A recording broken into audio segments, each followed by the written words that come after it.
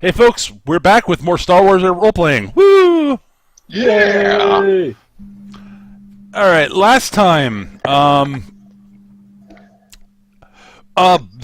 crew of the Razorwalker headed to Coruscant to, convince Dr. Signas to come with them to go visit, what's his bucket? Trophic the Hutt, that's it, yes. Yes. Giant space slug. Yes. They had to find a way to get on the planet. That involved doing a deal with somebody that, Sucks and we hate. yeah.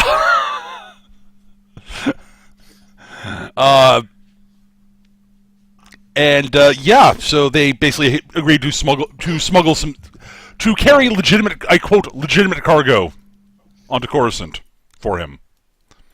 And the cargo itself was, in theory, kind of legitimate. Just that he hid something in the cargo that wasn't, it seems. But that's not the most important thing.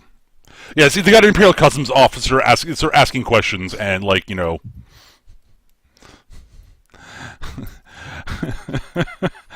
and Jith is going to be, is in theory going to go in and talk to him. In theory? Well, yes. I mean, that's what I'm planning currently. Yes, I know. And I believe you're actually kind of en route at the moment, I believe.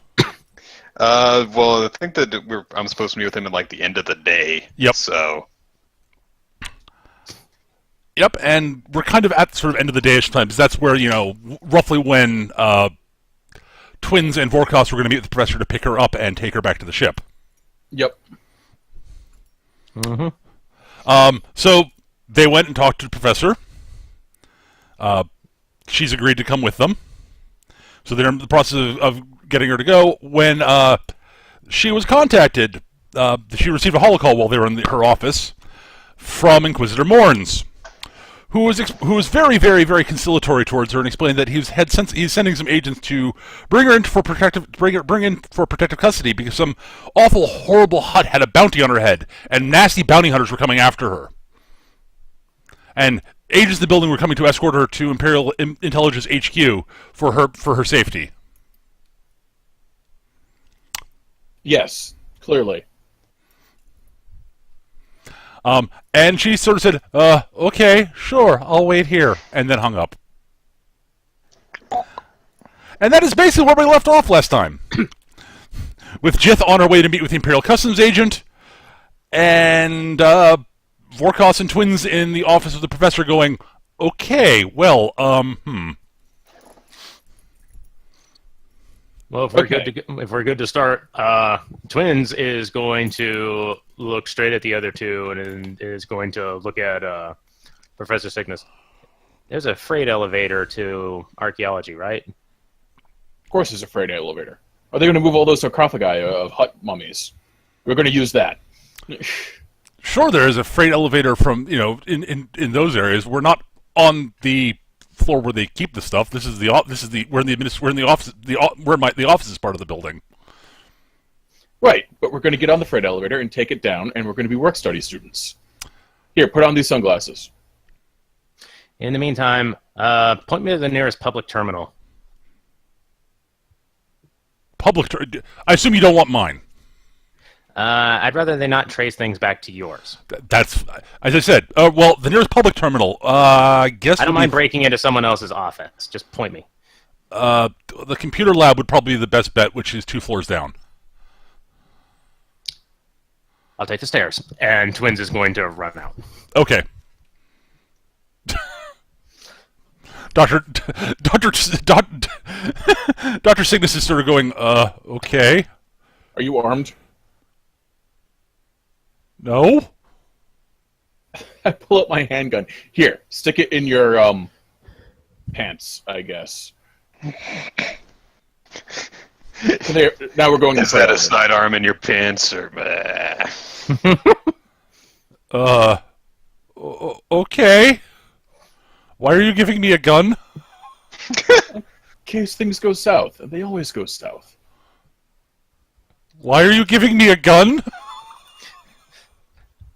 So the Twins is going to basically be free running down the stairwell, basically just dropping, hanging, down 2 things just because that's faster and she can. Yes, actually, you can. Yeah, I've got agility 10. I can. Yep. Nope. You absolutely can. There are a number of different reasons. There are a number of different reasons why you could do that without, actual free-running training per se. Right.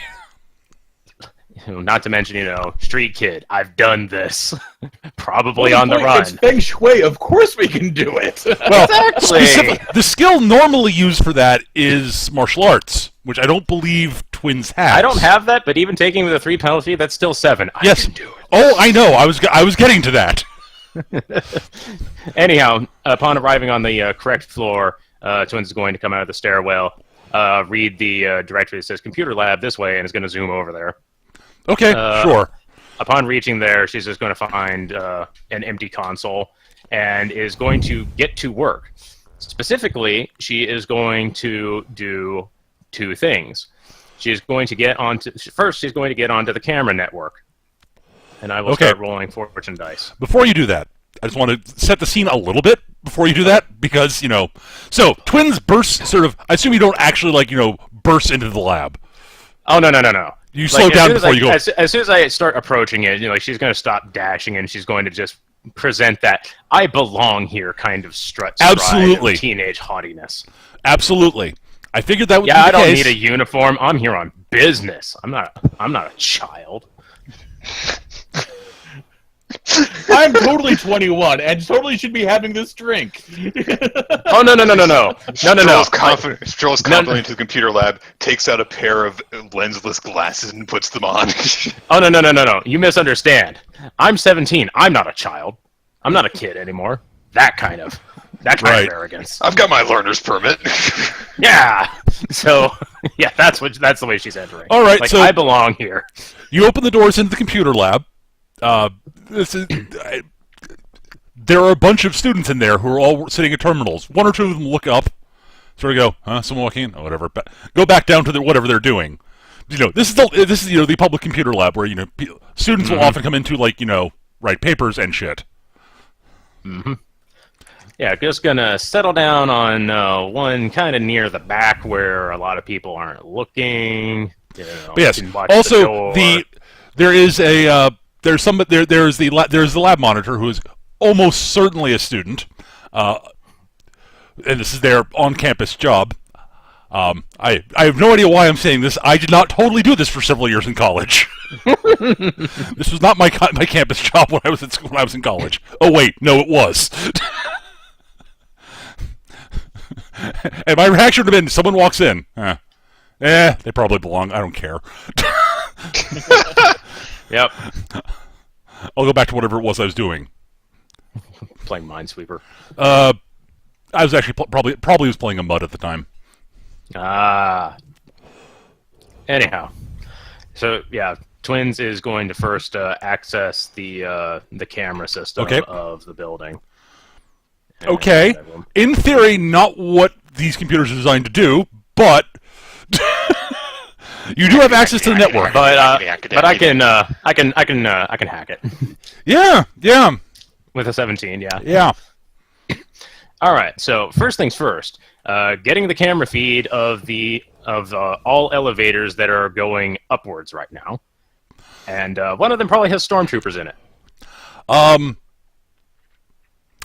As a matter of fact, you're looking through the computer feeds. In the lobby to the building, you see a sizable squad of stormtroopers there, mixed in with a bunch of some Imperial security people. There aren't that many. There are a bunch of stormtroopers, but there are also a good chunk of guys in Imperial uniforms that don't look like Imperial Army. Right. So yeah, they're in the lobby, and there are people in the elevators. All right. Twins is going to figure Yes. out By the way, which one all the elevators are currently being cordoned off by Imperial troops. And in all 3 of the available elevators,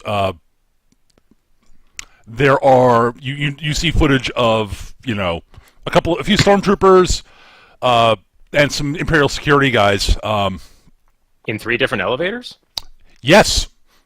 Well, okay. All right, I was expecting him to be in one of them, but this doesn't change my plan too much. All right, time for part 2. Going to go into the elevator protocol registry and is going to perform an emergency elevator stop on all of those elevators. Okay, I was expecting this, but go ahead.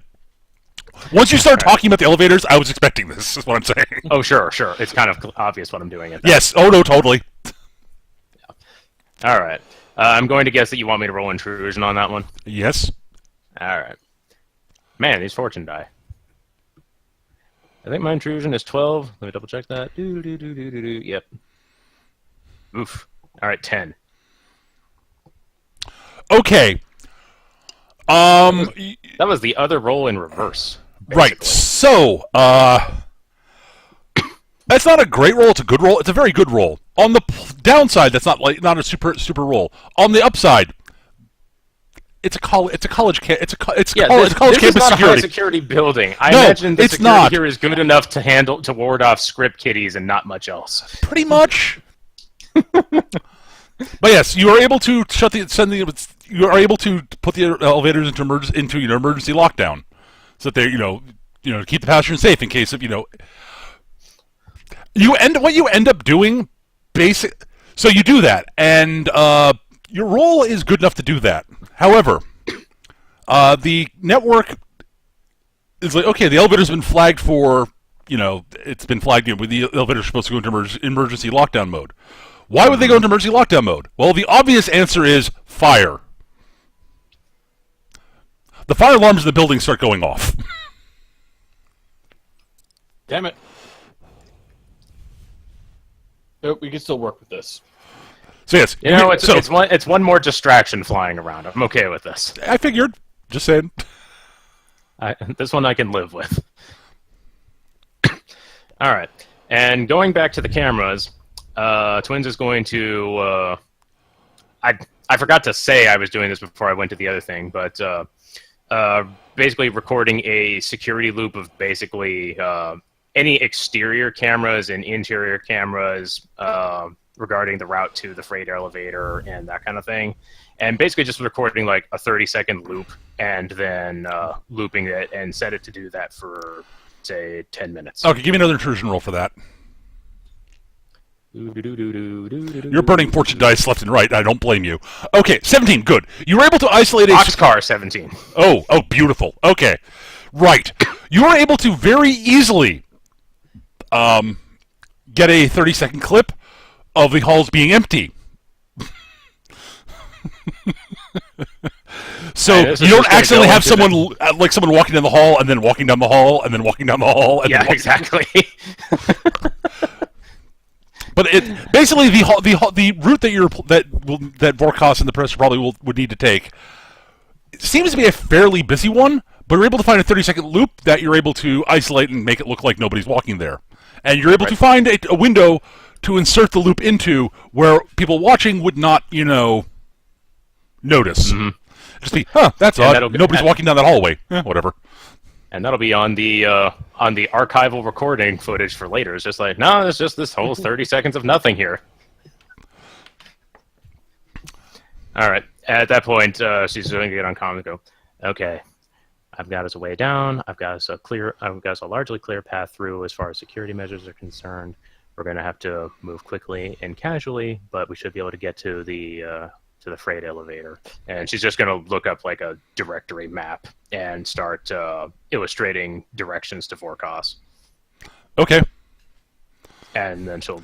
Vorkos is probably... We're already at the freight elevator. It wasn't hard to find. Either way, just in case. Yes, by the way, the professor has slipped the pistol you've handed her into a pocket of her jacket that she's wearing. Okay. All right. And she's wearing... She is wearing a hat and sunglasses. Okay, sure. She has a hat. You gave her sunglasses. Yes. My hood is up. Because all the cool kids these days wear hoods. Okay. How do you do, fellow kids? Vorkos just carrying around a skateboard over his shoulder. T-shirt that says "Music Band." Okay. At that point, Twins is going to basically close down all of that business and is going to make her way out. On her way out, she's going to look for someone who's not paying attention to... Actually, no, never mind. She can't wear it. Well, actually, Word, as you are wrapping things up, you notice all the students are finally out, and the lab monitor is coming up to you and saying, fire alarm's going off, we gotta go and head downstairs. Head outside. Just need to save my stuff. Give me a moment. Okay, good. He's like, I'm going. Okay, good. Everybody out. You know the drill. Stairwell 32, head downstairs, out for the front of the lobby, outside. It's probably just a drill. There's one asshole wearing headphones that doesn't know what's going on. Oh, that guy's already been basically taken care of. There definitely was. Him away. All right, and in all of the hubbub, oh look, it's a crowd of people roughly her age. It's not at all like she has any experience in getting lost in these sort of things. Nope, not at all. I'm not even going to make you roll. En route to the freight elevator. Yeah. This is when she resumes sprinting. Yeah, I kind of figured. All right, so the three of you... stop the freight elevator at Twins' floor so that she can get on with us. Fair enough. Word, I'm going to assume you actually left the freight elevator out of the lockdown intentionally. Well, yeah, they weren't using it, so... I know. I didn't see any camera feed of troopers in the freight elevator. You did not. No, you did not. Well, then, but then my I did point not knock is, it down. when the alarms went off, they would put the freight elevator on lockdown also. Ah. But I'm going to assume that I'm not going to say because you didn't say it, it's on lockdown also because I'm assuming you're competent. Yeah, I think it's fair to say that Twins would have overridden that one. Yes, that was my assumption. Yeah, worst comes to worst, we always just rappel down the elevator shaft. Yeah. I'm not familiar with big building protocols in that sense, so that didn't even occur to me. Yep. Out of character. Yes. Well, again, it's the in case of the desert, the tallest building around here is 3 floors. We don't have that shit. Wait a minute, I thought you grew up on friggin' Nar Shaddaa. No, he's talking That's another giant city-state. No. No. This is me. Okay, you. Okay. I'm from Florida. Buildings have floors. I'm from Massachusetts. I feel incredibly uncomfortable if a room is bigger than 20 by 20 square. Yeah, at any rate, yes. You are heading down in the elevator. You're heading down to the archaeology department. All right, let me think. You're heading down to the... Ipanema is definitely playing. I like this song. Which one? Girl from Ipanema. It's always girls from Ipanema. I don't know that one. Twins just said, I never heard this before. The music gradually fades back in. Oh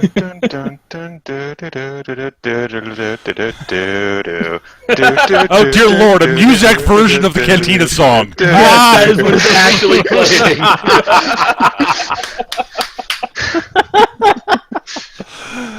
Oh lordy! All right. So yes, you're heading down, and you got another probably 10 floors before you actually get to... Because basically, you're going down to the basement. Is what the effectively. Right, we're going to the loading dock. Right. All right. So you are fairly high up in the building because you're in the office part. The office is part of the building, and it's Coruscant. The university building is huge because of course it is. There actually isn't like an air loading dock, is there? That's like halfway up or something. Well, no, this is like an air loading. speeders and shit? It is an air loading dock because of course it is. You're not going to ground level. That'd be stupid. That'd be stupid. That's where all the friggin' plague mutants hang out. However, Imperial's plague mutants, same thing. about halfway down from where you picked up Word, you hear you're still hearing the fire alarms going off. The elevator alarm bell makes that loud sort of the elevator alarm sort of makes that noise, and the elevator stops. Damn it. Twins heads over to the the elevator panel and starts noodling with it. Okay. Do you want me to do computers or intrusion? What are you trying to do? Basically trying to get into the system and get this thing moving again. Okay. And if needed, see who put the stop call on it. Okay. While she's doing that, I'm going to set up some breaching charges that you use for when someone locks the door, and just set them up so that I can blow a hole through the floor if we need to for an escape. Okay. Okay, so word. Yes. It's an elevator, specifically a freight elevator. Doesn't really have a lot in the way of computer systems inside the elevator car proper. No, but it does have a panel that it has circuitry in it. Absolutely. And that's Therefore, it's a close computer, enough. right? That's close enough to a computer. You can try. Imagine, Intrusion is not the skill you want here. Computer is I know it's sabotage, which I don't have. It's sabotage or fix it, basically your choice, really is what you're looking for. You can give me a computer roll to start with, though, if you'd like. Let's do that. But intrusion's not going to help you here. Well, not entirely accurate, actually. No, intrusion's actually a more appropriate skill now I'm thinking about it. Oh, that's You're good, trying because my computer roll wasn't so great. All right, here's the intrusion. Okay. 13. All right, yeah, you're able to pop open the panel. It's like, okay, well, yeah, this is, yeah, it's okay. You pop the panel open, This looks mass-produced. almost as if. 13's pretty damn good, actually. They're All just right. looking for the circuit that leads to the emergency stop function in the thing. Right. And Yeah, you're not gonna be able to get you're not gonna be able to get a read on There's literally no chance you're getting any information other than from this. Yeah, it doesn't but, have like, that. I can see which circuit goes where, and I can Yes. just fine. Okay, so this goes there, this goes there. This Right. is getting Okay, a signal now, from Word, that, and we'll I want you to give me. I know you don't have either fix it or sabotage. I know that. Eric, do you have either of those skills?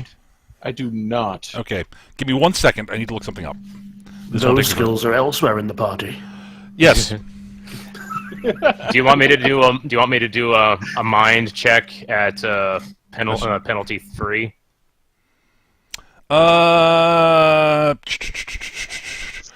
Your choice of untrained sabotage or fix it. Aren't those both int? Sabotage is Mandex, and fix it is perception.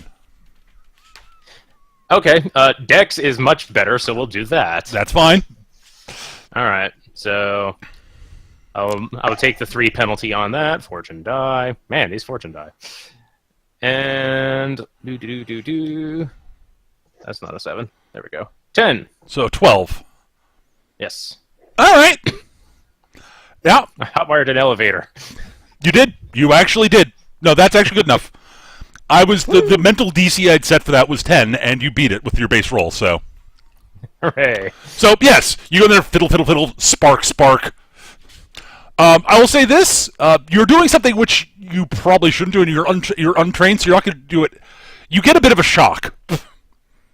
Oh, damn it! Gah. Yes. If you had hair, it would probably be quickly. standing on end, but you don't because no one in the party does. There's a bunch of True, swearing. we are pretty bald, yeah. There's a bunch of swearing, but she gets back at it, and eventually... And the elevator does resume going down after a bit of juddering and stuttering. And just going to cut the rest of the circuit so it doesn't get any more emergency stop protocols. Yep. Okay, that's fine. Because we want no more of that. We'll be having no more of that. Definitely not turning off the stop protocol regular, however. That would be a problem. I have no idea what you're talking about. Actually, I've got an idea. Stop at about 3... they're going to try to stop it again. So stop at about 3 floors up from where we need to be. Then it'll blow through the floor and go down. That way they'll be waiting at the floor where it stops, and we'll already be gone. That's going to make things real noisy, though. Do we really want an incident like that tracing back to the professor? It's going to make life real hard for her.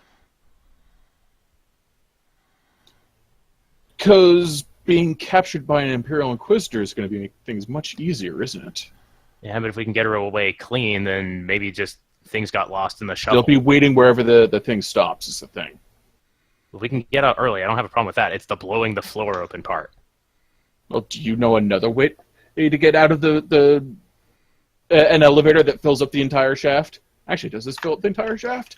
Check that. I pop open the hatch on the ceiling and poke my head out. Does it fill up the entire shaft? Not entirely. No elevator completely fills a shaft. Is there Yeah, another There's probably space a for us to ladder get on down? on the sideway. Actually, this is Star Wars. Elevators probably. There's room on the side. There's stuff. There's a bit of room on the sides for the mechanical sort of emergency sort of stop stuff because Right. despite that this thing doesn't run on like cables the way a normal elevator would because it's Star Wars. It's fucking repulsor lift technology. Because of course it is. Yeah. By the way, Eric, Yeah. you were thinking about blowing a hole in the bottom, to go down. Where do you think the repulsor lifts are? Well, if they hit the emergency stop, then won't the mechanical stop things be the... Oh, Yes. this emergency stop is not working anymore. Oh! You cut the hydraulics? How did you cut the hydraulics from inside that? Oh no! If you disable, if you blow, I'm just saying, if you blow the bottom, it will probably end up disabling the repulsors, which will drop, and then the hydraulics will kick in and stop it hardcore. No. The emergency brakes that are built into it to stop it from plummeting to certain death for everybody on board will kick in. Okay. No, you don't have to worry about that. I'm just saying there are issues with going to the bottom that you might not have thought about. Just saying. Okay. Even if you don't, especially if you don't actually take out the repulsor lifts when you blow through the bottom of the elevator. So yeah, let's just stop at the third floor above, and then we can just climb down the ladders in the shaft or something. Okay. Okay. Ding.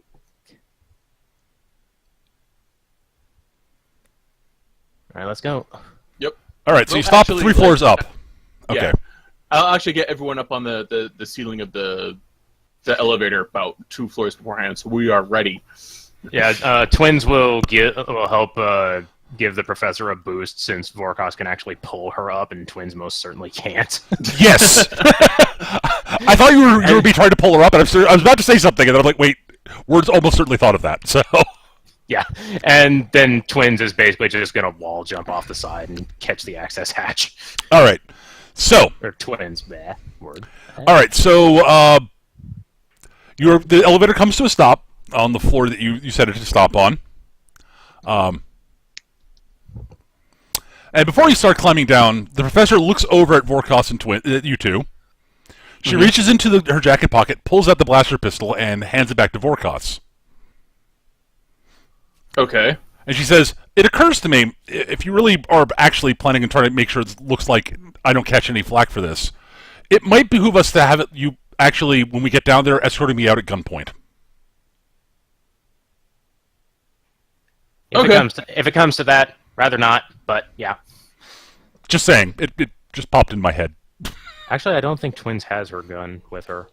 Well- Twins will take the thing. Yeah, I'll give her the heavy blaster. All right. So you're about to start climbing down. We're going to pause the action Climbing down? Are you kidding? I'm doing the whole dramatic girl on each arm with the friggin' grapple line. Actually, Vorkos can do that. So yes.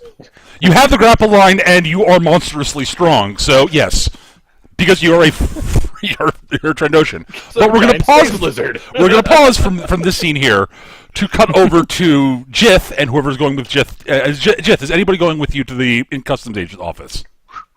I think IO was going initially, but With the blasted vocal cords, right? yeah. Yeah, I was pretty much handcuffed to the ship because of, the plan. Right. Okay. All right. Stupid plans.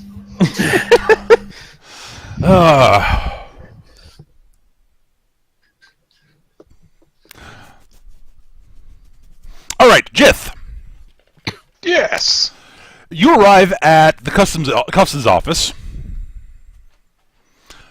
Did I actually name the customs agent? I don't remember if I did. I think I did. The Douchey snobby Patrician. guy, you did. I don't remember his name, but you definitely named Captain McSnob. Yes, and did I write it down? Is my question. Well, if nothing else, we can go with Captain McSnob. I did not write this down. Frack. I didn't write. Oh crap! I don't. Oh, I didn't. Maybe I didn't save the file last time. Shit. I don't think I jotted down the name of the. Oh, hang on. Did I not jot down? Did I write it down in my notebook? Maybe I did.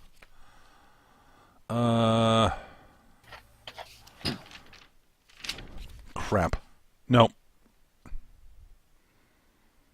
I'm an idiot. Unsurprisingly. Oh well. I don't have any of the names I came up with last session. including the Mr. Smorn himself. I'll have to re-listen to it and jot those down in my notes later. Honestly, the customs agent I don't really care about renaming because, he's so very important. He's definitely going to be a recurring character. Right. Yeah, yeah. It all comes back to that one fateful day. It started with some mild contraband and some questioning. All right. All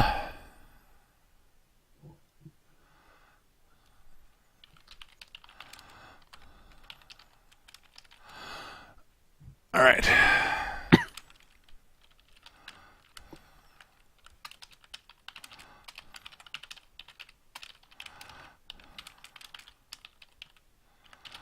All right. So yes, you're going to go meet with Customs Agent Dennison Lassick III.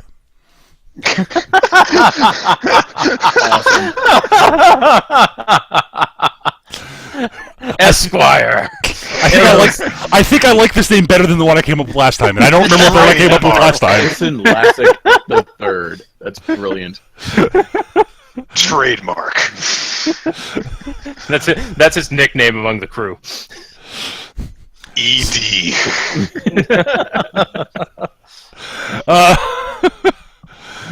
So yes, the customs office is, technically speaking, not closing because, they don't actually close. But people are coming off shift. It is going into lower operations time. Well, they're going to the nighttime shift, basically. Right. Technically speaking, I think it would be second shift now I'm thinking about it. Yeah. You got the 9 to 5 shift, the 5 to whatever shift, and then the et cetera, And then graveyard, because, at any rate, you are shown to Agent Lassick's office. And he looks up from behind his disgustingly neat desk. Like, honestly... He's got the 4 pencils in parallel against each other. Yes. Oh, absolutely. Everything is, literally, he's got pictures on the wall that you are certain are exactly level with the floor. And you are almost certain he basically probably checks them every day to make sure they're level. He's also got, those 5 ball-bearing clacker things? He's got one parallel to the other on the other side of the desk. They'll always clack in perfect unison. Yes. Ugh. Yes. And now you're seeing the office, you look back at him, and, his mustache is, perfectly trimmed. It is kind of, everything about him has this sort of, kind of disturbingly fastidious symmetry. There's a clock on each wall at exactly the same height over the door there's only one clock. It is in the exact center of the wall, opposite of his desk. Well, there's a very large blonde man who's hunched over as he's being scolded. And Hang on, let me see if I can be a little bit more obvious with this. He's talking like this to him. You see, Bob, everything works together like a clock. I actually don't know about that. That's System! incredible. They cracked the system! Our customers are experts. My eyelids are aligned with the vernal equinox. At any rate, he sort of looks up and says, Captain Kai, was it? That's me. Please have a seat.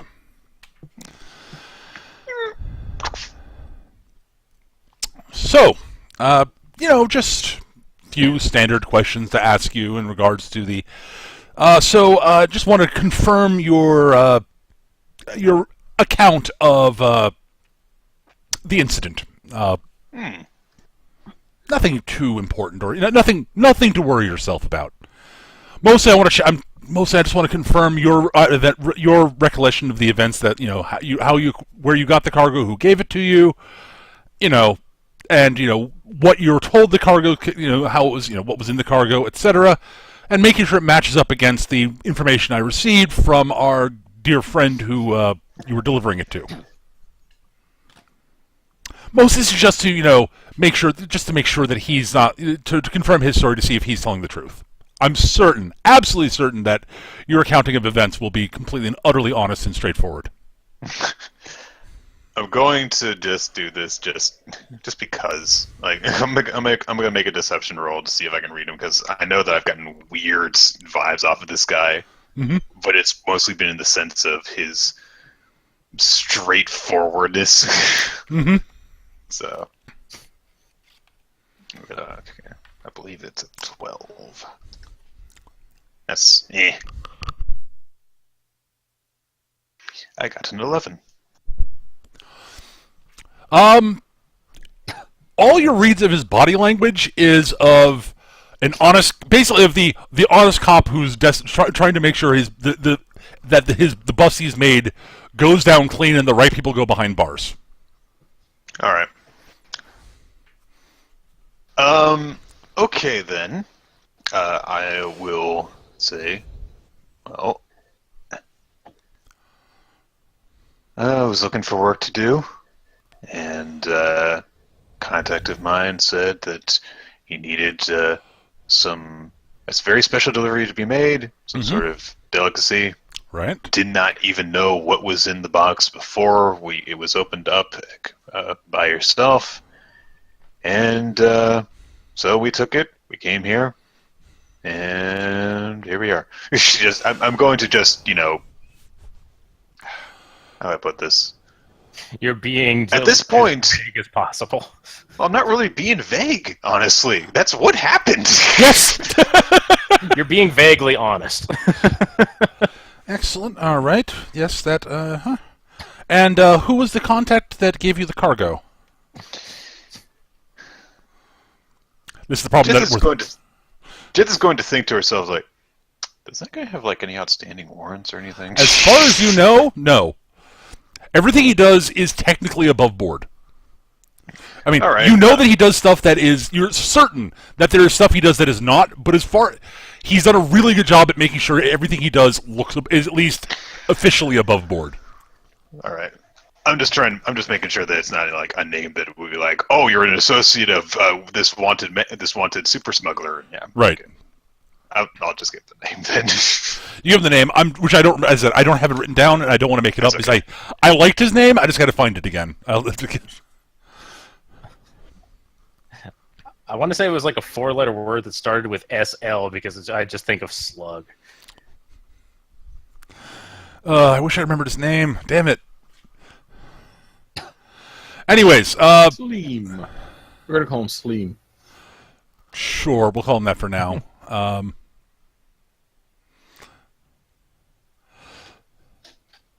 Was it like Errol or something like that? I don't remember off the top of my head. That does not sound right to me. No, forget it. Anyways, he sort of looks up and says, okay, so I believe he's primarily known for... The name is familiar. He trades in exotic animals and foods, if I remember correctly.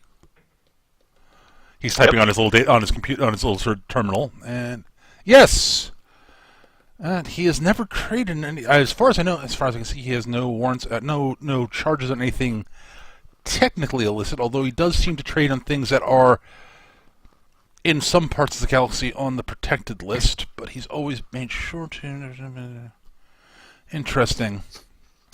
How often have you dealt with this man before? Probably 2-3 times before this. And nothing particularly notable about those jobs you did, those particular jobs you've done with him? To put it this way, honestly, they were so forgettable I don't remember too many details. Fair enough. Good to know. Right. All right. Well, I'll have to have a chat with him. I'll probably have to do that over Holonet because he's off planet. Very well.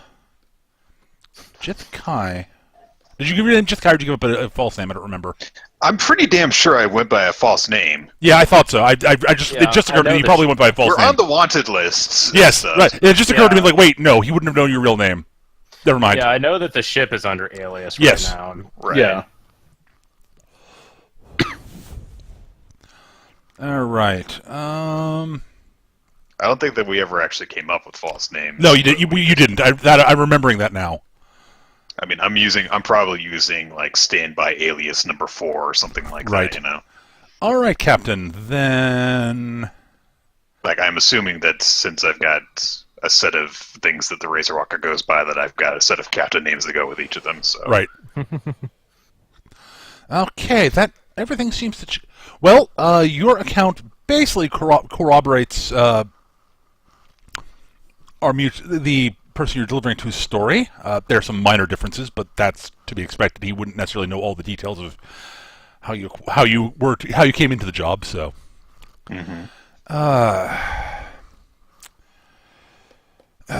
all right. Technically speaking, looks like your ship is officially on planet. You got clearance for a couple more days. It looks like. And so I extended your clearance for exactly this reason, just in case. All right. So,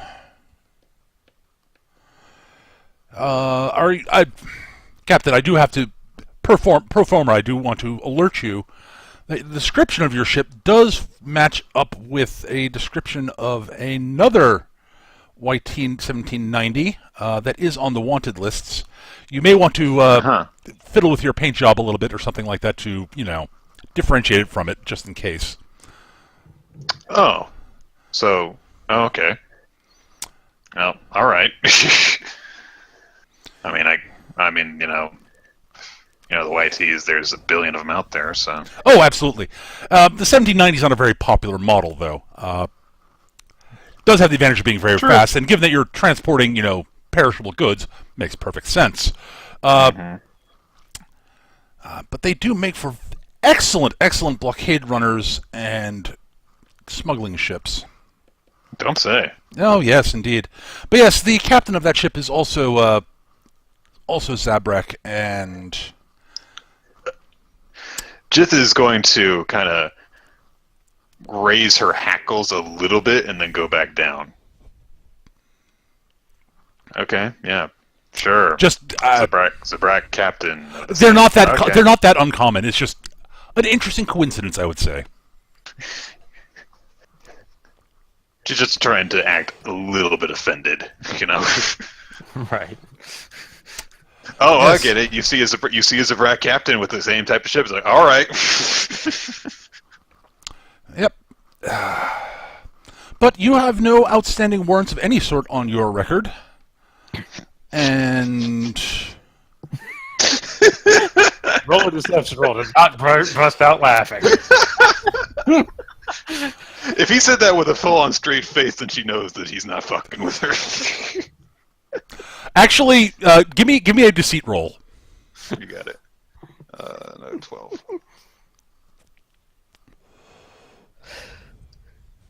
Wow.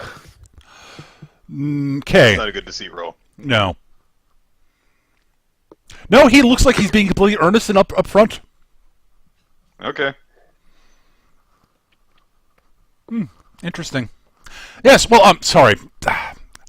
Got caught up in I'm a customs officer. When I see, I stumble into something regarding smugglers, I always get a little bit interested. I do apologize. I do not mean any offense. Yes. Interesting. But yes, I will have to talk to your employer before I can give you clearance to leave planet. Just final confirmation of details. You understand. But I can tell you, your story does corroborate the information we have at hand. It's very clear that the cargo, that the box that the cargo was delivered in, we've run tests on it. It had never been opened since it was closed. So unless you were, present when it was being the meat was being loaded into the box, and you were there when they were inserting the contraband into the meat, there's no way there's literally no possible way you would know that, because you clearly did not. The box clearly was not opened en route. So, what I will say is that the package was being prepared while I was meeting with my employer. Right. However, it was being prepared in a separate room. Excellent. Good to know. That's probably a detail that might come up. That makes sense. Oh, again, very perishable goods, so makes total sense. That would stand to reason. I suspect my intuition tells me that it's very likely that your employer was not directly related to this. Well, not in any way that he can be tied to it. And rather more likely it was the person preparing the thing that will probably be able to catch at it. Interesting. Anyways, yes. Once I have a chat with your employer, I will attempt to do so while after you leave. Just need you to fill out a little bit of paperwork and sign the statement here. Hands you a data pad, and I will contact you when I know.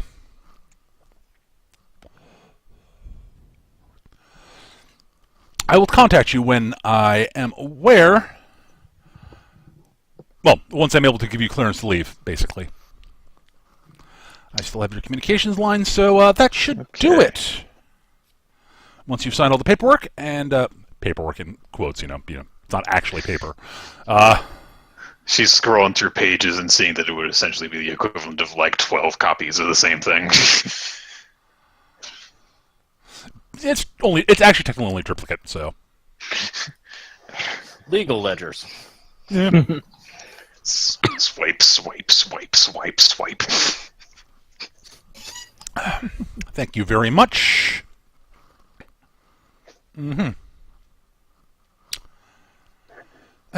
Jith is going to, I guess, while he's going over paperwork and all this shit, she's going to glance around the room, going do do do do do do do do.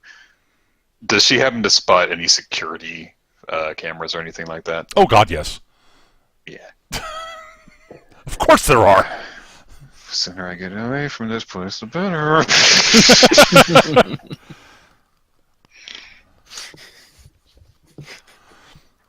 Yes, all right. Well, thank you for filling out the paperwork, and I will be in touch with you later. Have a pleasant evening, Captain. You as well.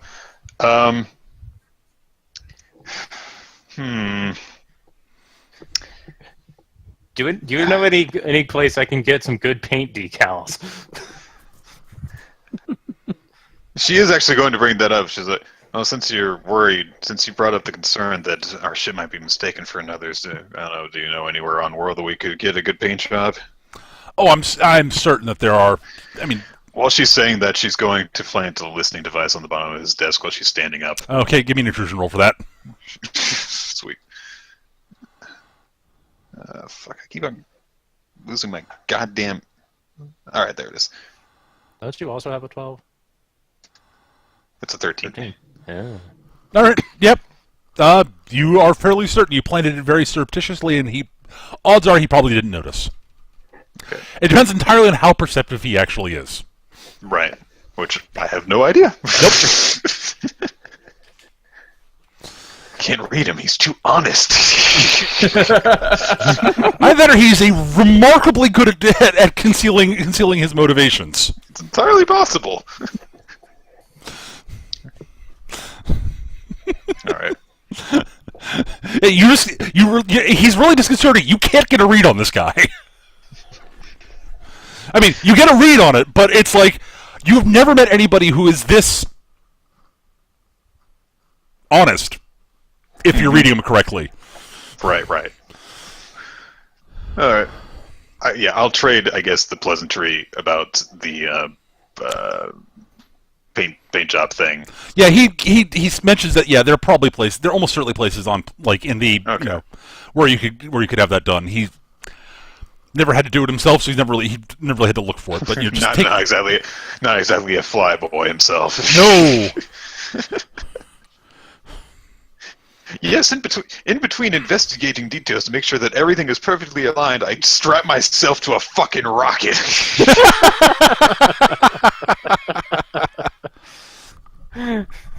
And after all that, she will make her way out. Okay. He's the master swoop rider. Yes. Flash, 100-yard dash. Okay. On her way out, she's immediately going to start listening in on his office. Okay.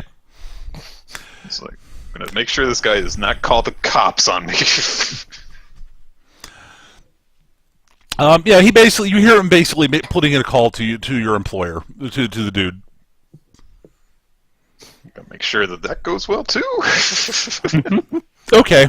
I can only assume that since he had to make sure that the landing registration was for the alias for my ship, that he knows about the aliases.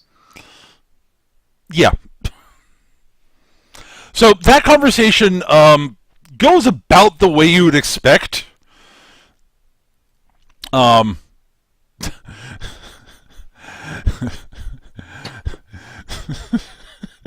You've got the ultra fastidious,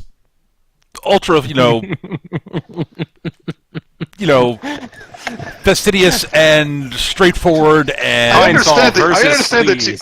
I understand that you are a dealer in exotic foods. Oh, how did you hear about that? Would you like to buy some? and between him and the universe's most brilliantly sleazy used car salesman. He's gonna get himself a new holo communicator because despite the man not being present, it's still filthy now. And yet there's despite the aura of sleaze about that dude, there is something still strangely charismatic about the guy in just a weird, awful way. Well, yeah, it's like watching those time lapse of watching a corpse rot. You can't look away despite how repulsive it is. It's compelling. Well, all right then. But yeah, no, it seems to go. You're listening in on the dude, and as shiftless and slimy and infuriating and dishonest as you know him to be, he's actually really good at playing the honest merchant.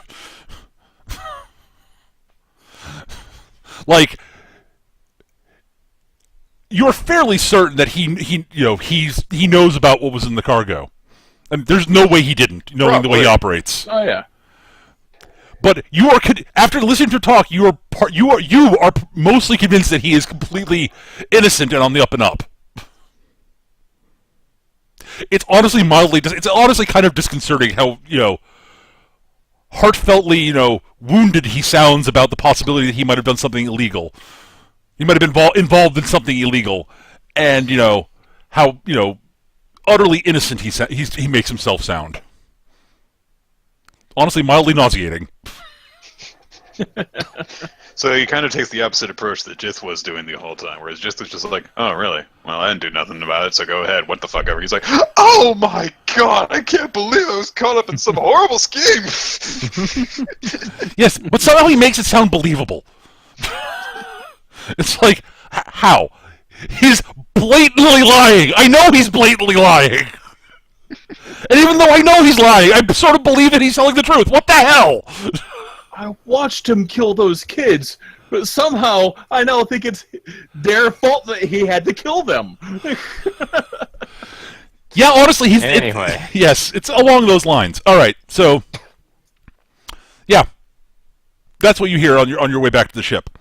Gav. I'm going to be right back. Yep, no problem. So you're on the ship. I am. Yes. I assume you're sort of working both inside and outside at the moment. Though mostly inside because you're working on the hyperdrive. Yes. Trying to rig a critical failure that isn't a critical failure and will kill us. Right. Just in case you get inspected. Yeah.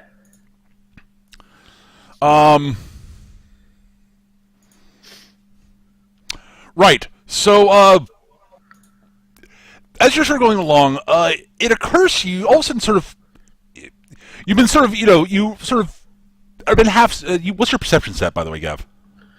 I knew there was something I was forgetting. Give me a second. Probably 7. I believe it might be. Oh dear. Give me one moment. Yep, no problem. Oh no, that's the wrong button. Give me a second. I missed it. What's the next one? Perception is 8. Ah, 8. Ah. Good. All right. I'm not going to make you roll for this because this is... You've been sort of, it's hard not to hear, like, the constant sound of, Coruscant traffic flying around because, it's Coruscant. It's Coruscant. Yeah. But as you're working, you start hearing, like, the traffic patterns sound like they've changed. And it's gotten a little bit quieter, except every now and then you hear, it's gotten a bit quieter. Maybe traffic patterns change. They just do. Yeah. Over the course, depending on where people are going and what time of the day it is. But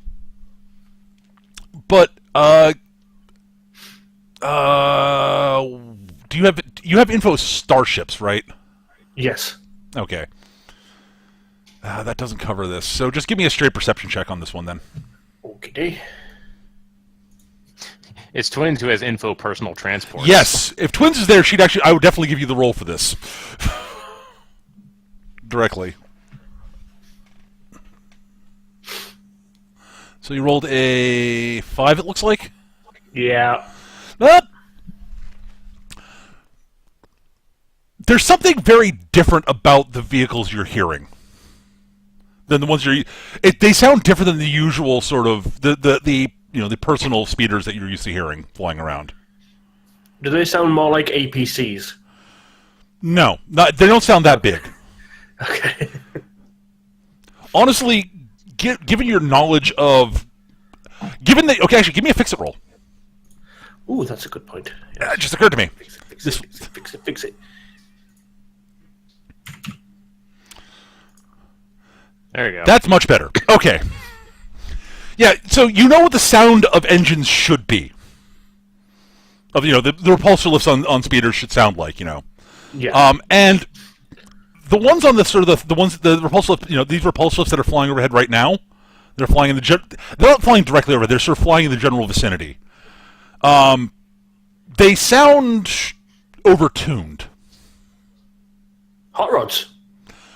That's one way to look at it, yes. Or interceptors.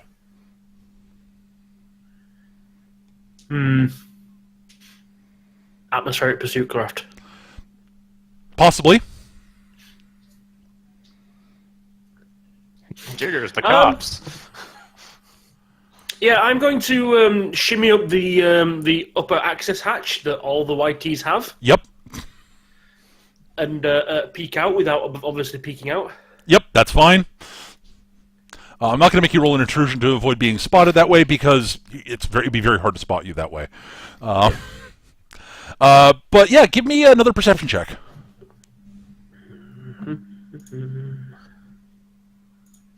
Damn it, stupid machine. There we go. You may consider fortune die on this one. That's fine. Alright. I can see flying things. A 9. That's actually pretty good. Yeah, you notice that the general sort of area you're in, there isn't much in the way of normal Coruscant traffic flying around, as you guess by the sounds. But you do spot about a half dozen,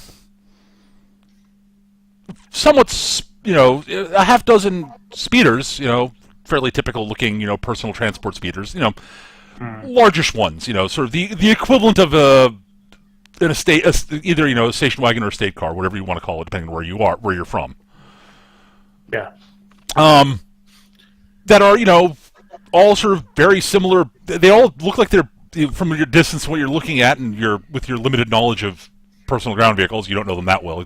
These are ships you'd be able to tell us easily, but they look like they're basically all the same make and model, and they're all black. Yeah, they're conspicuously trying to not be conspicuous. Yeah, and it looks like they're sort of flying around the general area around where you've landed. Okay. But they're clearly not They're clearly not looking in your area. But they are. The buzzards are circling. That would be your general impression, yes. Okay. We've got comms, right? Yeah. Yeah. Okay. I was actually going to get on them. Yeah. I'm going to get on. It's like, chances are we're coming in hot. Get ready. Yeah, I'm actually just going to, well, in that case, then literally hit the button at the exact same time. It's like, oh, okay. Everything's kicking off. Yeah, Morns apparently decided now was a time for a professional requisition. Okay, right. We're dodging patrols now. We've kept things mostly quiet so far, and we should be able to get away if we can get a ride. Jith, you there? Nick stepped away for a second. Ah, damn it. Guess Yeah, not. so get things ready. It's gonna be a mess. Yeah, Because it's always a mess. About that, there are a whole bunch of kind of obvious black speeders. Like, they're all in the area. Put it this way: they're flying casual. Oh, excellent. Describe them to me. They're hovering. They're black. Well, does it have this kind of a front end? I don't know. They're just black speeders. Okay, it doesn't go into space. Therefore, I don't care. The model doesn't care. It's what it's. The model doesn't matter. It's what's inside that bothers me.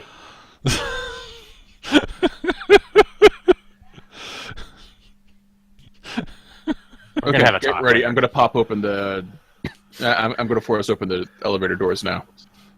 I assume at this point we've gotten to the loading dock. Oh, you're at the loading. You're at the loading dock level. Yes. Yes. Yes.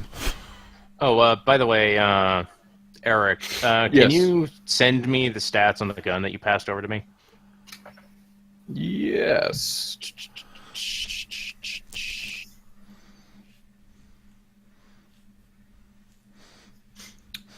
Once we shut comms off, I'm going to start preparing all the ship's defenses. By the way, Fair enough.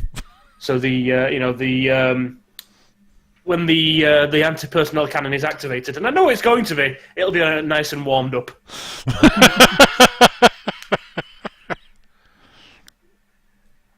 Word, it's a heavy blaster pistol using the Desert Eagle.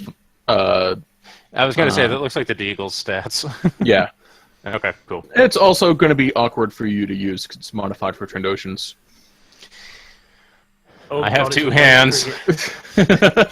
Honestly, Brace! I was about to say, honestly, given that it's a heavy blaster pistol and twin strength score, 2 hands is probably a good idea anyways. Yeah. And it accidentally removes her entire arm at the shoulder. If you fire it backwards, it's actually a propulsion device. I mean, let's be honest here. For the vast majority of people, that's how you should be firing a deagle to begin with. Yes. Yes. You're not an action hero. Surviving. You do not get to fire it with one-handed. You do not Sideways, deal while with running. Kimbo. No. Yeah, you sure as hell don't get to fire it sideways. It's a kill shot. Looking at you, Trish. Yeah.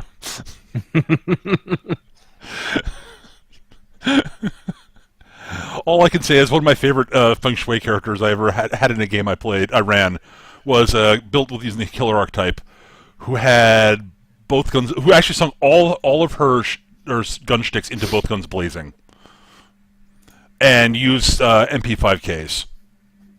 Oh, Well, Yeah. all the bullets, all the time. Yes. Because, the MP5 has a pistol grip, so you're allowed to use both guns blazing with it. I tried to do that in the Feng Shui game you ran, and you wouldn't let me do it with 2 AK-47s, despite the fact I was an 800-pound cybernetic gorilla. It doesn't have a pistol grip. It doesn't. It's The not. AK absolutely has a pistol grip. No, Eric, you're not allowed to do it with an assault rifle. I'm an 800-pound cybernetic gorilla. I get to do it. Okay, Eric, I will say this flatly. My rationale was okay. If you want to do that, then I'll start having abominations dual wielding hell arrowers. Oh, I was going to go that route. Don't you worry. and then we get into that trap of GMing where, I have to make these things this tough to deal with this person, and no one else can keep up. I've had that happen more times than I'd like to admit. Yeah. Eric, how many times were you responsible? More than I care to admit. Almost always by accident. Oh, no, yes. No, it was I will say this. It was in a Champions game I ran. I was running. One of my players actually he built the character with for that he designed the character as with no intent to become broken, but was became egregiously broken, and I had to keep escalating stuff a little bit. And there was one fight in which he was able to barely handle it, and the other players were fighting for their oh god, why? And that evening after I got home, I got an email from him going, "Oh my god, my character is so fucking broken. I have to tone this down." Because he realized exactly what the problem was.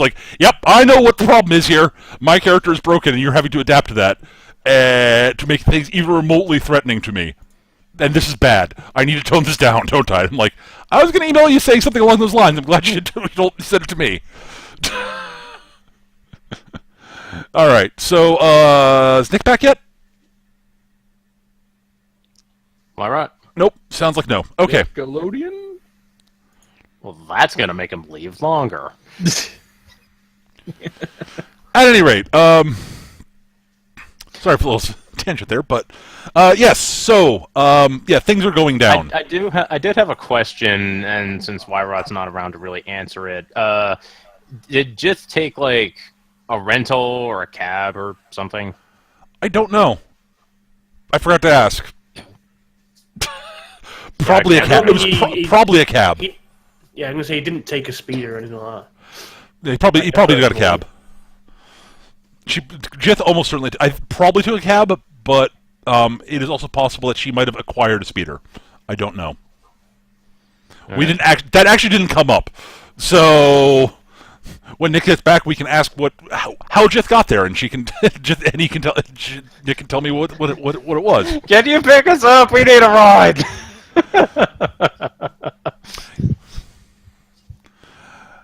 I will say that Jith almost certainly can acquire a speeder.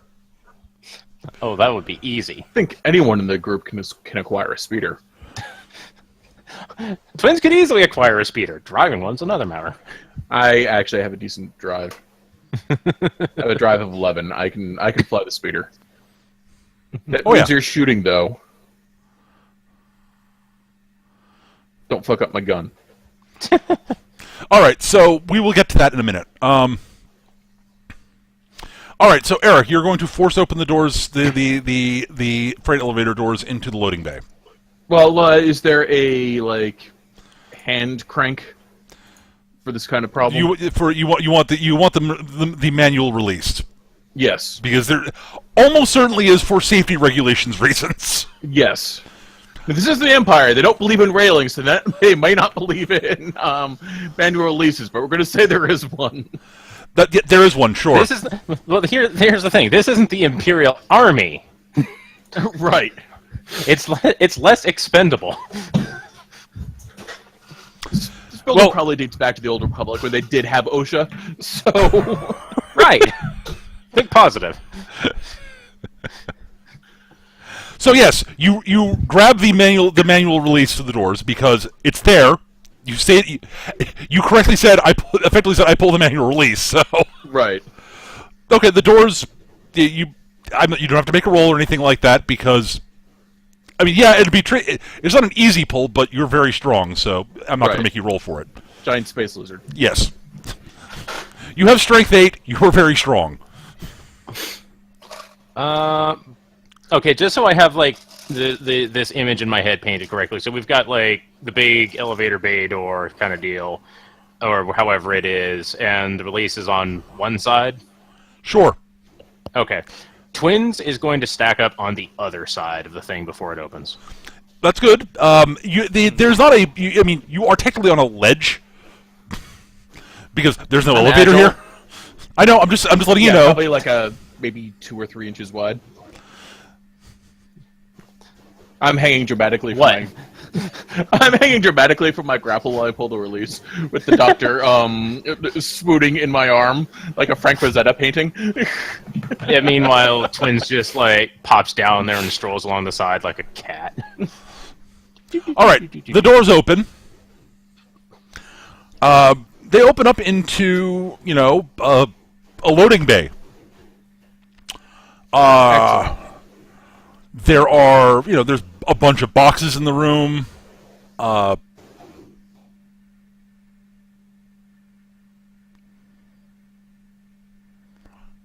it's a class. Think you're a typical loading bay. There are there are repulsion lift trucks in there. Cargo trucks. Someone made a delivery recently. We've been in one of these before, like episode 2. We blew it up. Probably. He tried to kill me with a forklift. That was technically a landing. That was a landing bay, technically, but yes. Well, a landing area. It was outdoors. Right. So you don't see many. You don't see really any sort of the classic sort of loading bay workers in the room because There's fire alarms going on. Exactly. However, you also notice, in addition to the trucks, actually, it's not an easy spot, but so I do need a perception check from each of you. No, not the thing I'm good at. Yeah, Eric, you get her hair turtleneck ears. Thank you. Open or closed? Currently closed. Word, you rolled a 7. Eric, you rolled an 11. All right, so Twins, you sort of looking around. Actually, when I said you don't see anybody, you don't see any workers in there. You see people moving around out behind some of the boxes, and your natural sort of inclination is, some of the dock workers haven't left during the fire alarm. That's odd. Vorkos, you notice a bunch of people in dark uniforms. That might be Imperial security. And there's a large unmarked, for lack of a better term, panel van in black, parked in the entrance of the landing bay. Throw the dock into cover behind some crates and open fire. Okay, but I'm not done. And you notice there are a couple of more, vehicles outside. Given your knowledge of sort of, they look like they're armed vehicles. Like, they've got, like, Turrets pointing in at the loading dock. Yeah.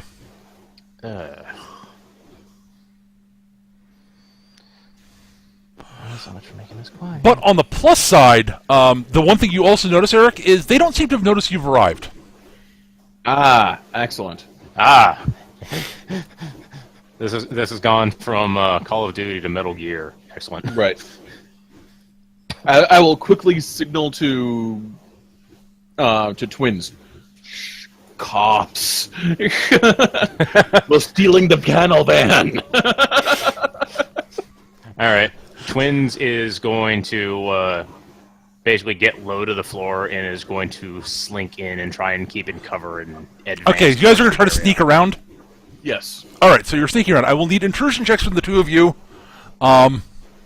Is this open roll territory now? Yes, we're in open roll territory at the moment. All right. All right. Fortune die. Fortune die. Good thing I fortune died. I am a ninja. Ninja. Dear God, Vorkos! Oh, didn't I mention the Patrick cloak I'm wearing is also active camouflage? It's thermopic camo.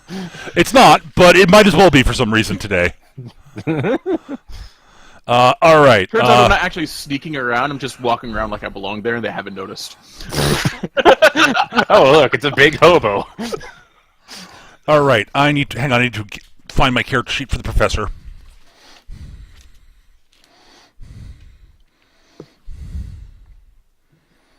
Where did I write her stats down? She's not built like a player character. She's just an NPC. Right. Otherwise, I'd have been tempted to build her with using the two-fisted archaeologist archetype. I kind of assumed you did, honestly. Hang on, did I? I might have actually. Now that I'm looking at her stats, I think I did. Yep, nope. I jotted down the unique shtick. Yep, she's a two-fisted archaeologist. Oh yes, that makes this easier. She actually does have intrusion. Woo!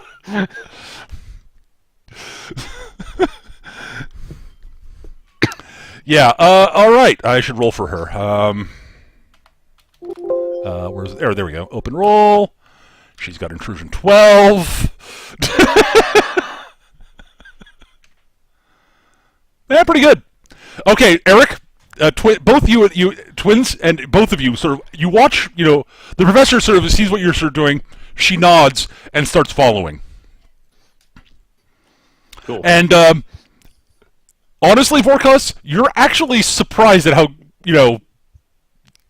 comfortable and sneaky. No, it's how comfortable she is actually doing this. Like you get you have this sort of sudden impression that whole sort of I'm just a university professor thing is not entirely accurate.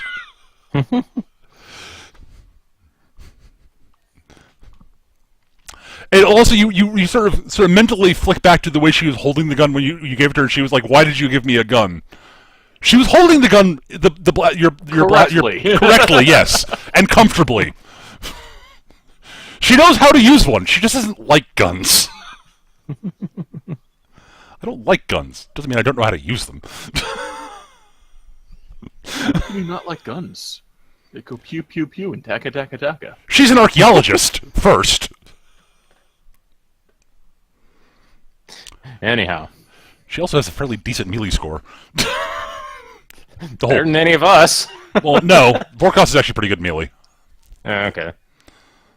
If I remember correctly. Got giant. Yeah, my martial arts is 11. Yeah. I think actually her martial arts is better than yours, Vorkos. Yeah. That wouldn't surprise me. I can't imagine how often Vorkos actually has to fist fight someone. Yes. Most people just go, "Oh, that's a Trandoshan. He's got giant claws on his hands. I'm not bothering." Well, again, she is a two-fisted archaeologist. Yeah, she's basically Indiana Jones. She's basically Indiana Jones, All right. At any rate, so yeah, you're sneaking around the outside. You're sneaking around between boxes and such.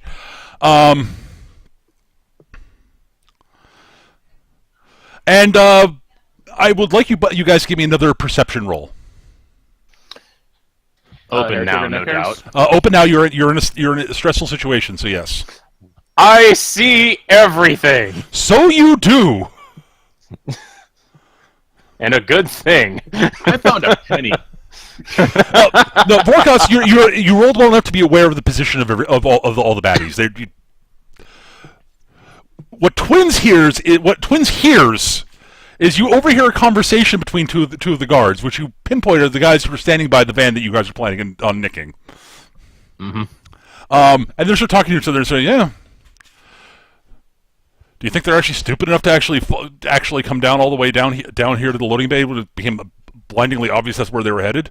I don't know. Yeah, it's a good thing it's good thing we got the heads up from the Inquisitor that when he, that it's very likely that some of the people that we're looking for are actually probably on planet, and they might be the ones here to abduct the professor. Yep. How do you think? How do you think he figured out they were here? Don't know. But it became pretty clear that something was hinky when we overheard that when the lead agent overheard that one static burst, that one burst transmission about clearing a path. Yep.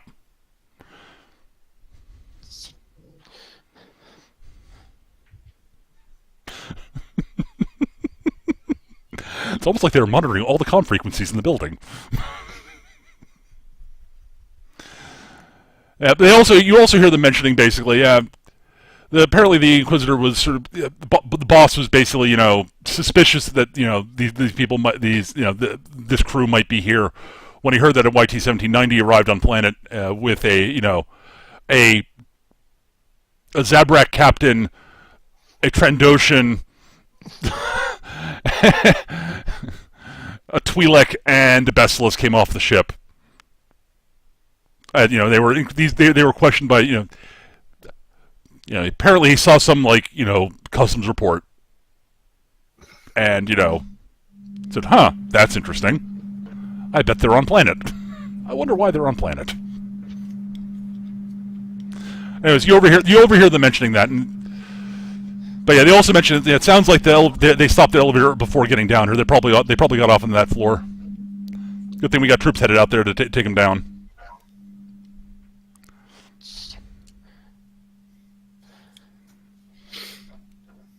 Okay, now what? On the plus side, you're fairly certain that those two guys, while they are guarding the van, they aren't looking. They aren't actually. You actually are able to spot them. They're not currently looking in your guys' general direction.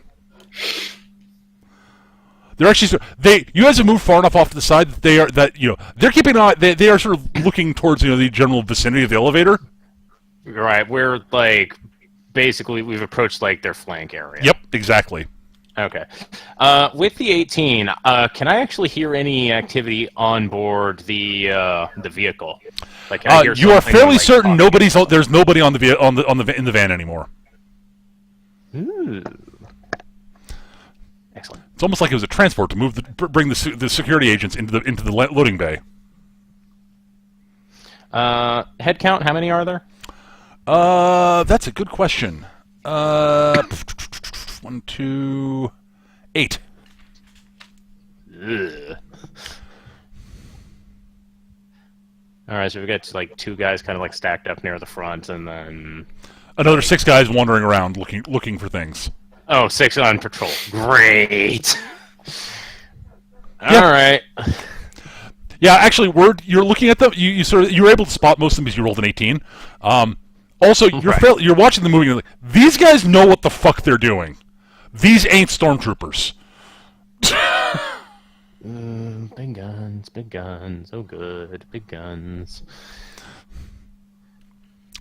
Yeah, you're able to sort of size them. Like, these guys look competent.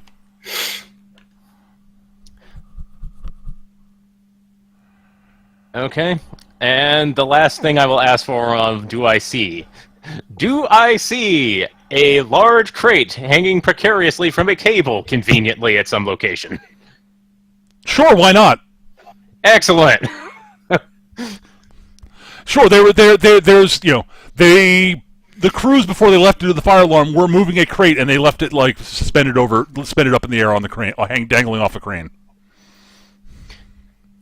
All right then. Where is it in relation to the dudes? Is it over the 2 guys who are in a static position, or is it? Where do you want it to be? Ah, okay. Because the van where they are is definitely not an area. The crate could be over them, and it would make sense since that van was not here when they left. Over the van. Well, it might not be over the van, but I'm saying it could be in that general I would area. actually like it to be kind of over in front of the elevator that we came through. Sure, why not? They're moving in that general direction to lower it down to load it onto the elevator. That would make sense. Yeah, exactly. So with that, Twins is going to follow the frame of the crane and look to where the operational console is. You know, like the place where you sit to operate the crane. You can spot it. All right. Twins is going to head closer to the transport and make like a hand signal at Vorkos to do the same, and it's just going to kind of gesture like, not that way, go that way. Right. Well, I was kind of assuming we were going to take out the two guys by the transport and then slip out. We're getting there. We're getting there. I have a plan. Does it involve hotwiring the van so it goes speeding off and they go chasing it while we go and grab another car? Because it's my plan. I like that plan better than my plan than the initial part of my plan, but the plan involving the crate remains unchanged. Okay.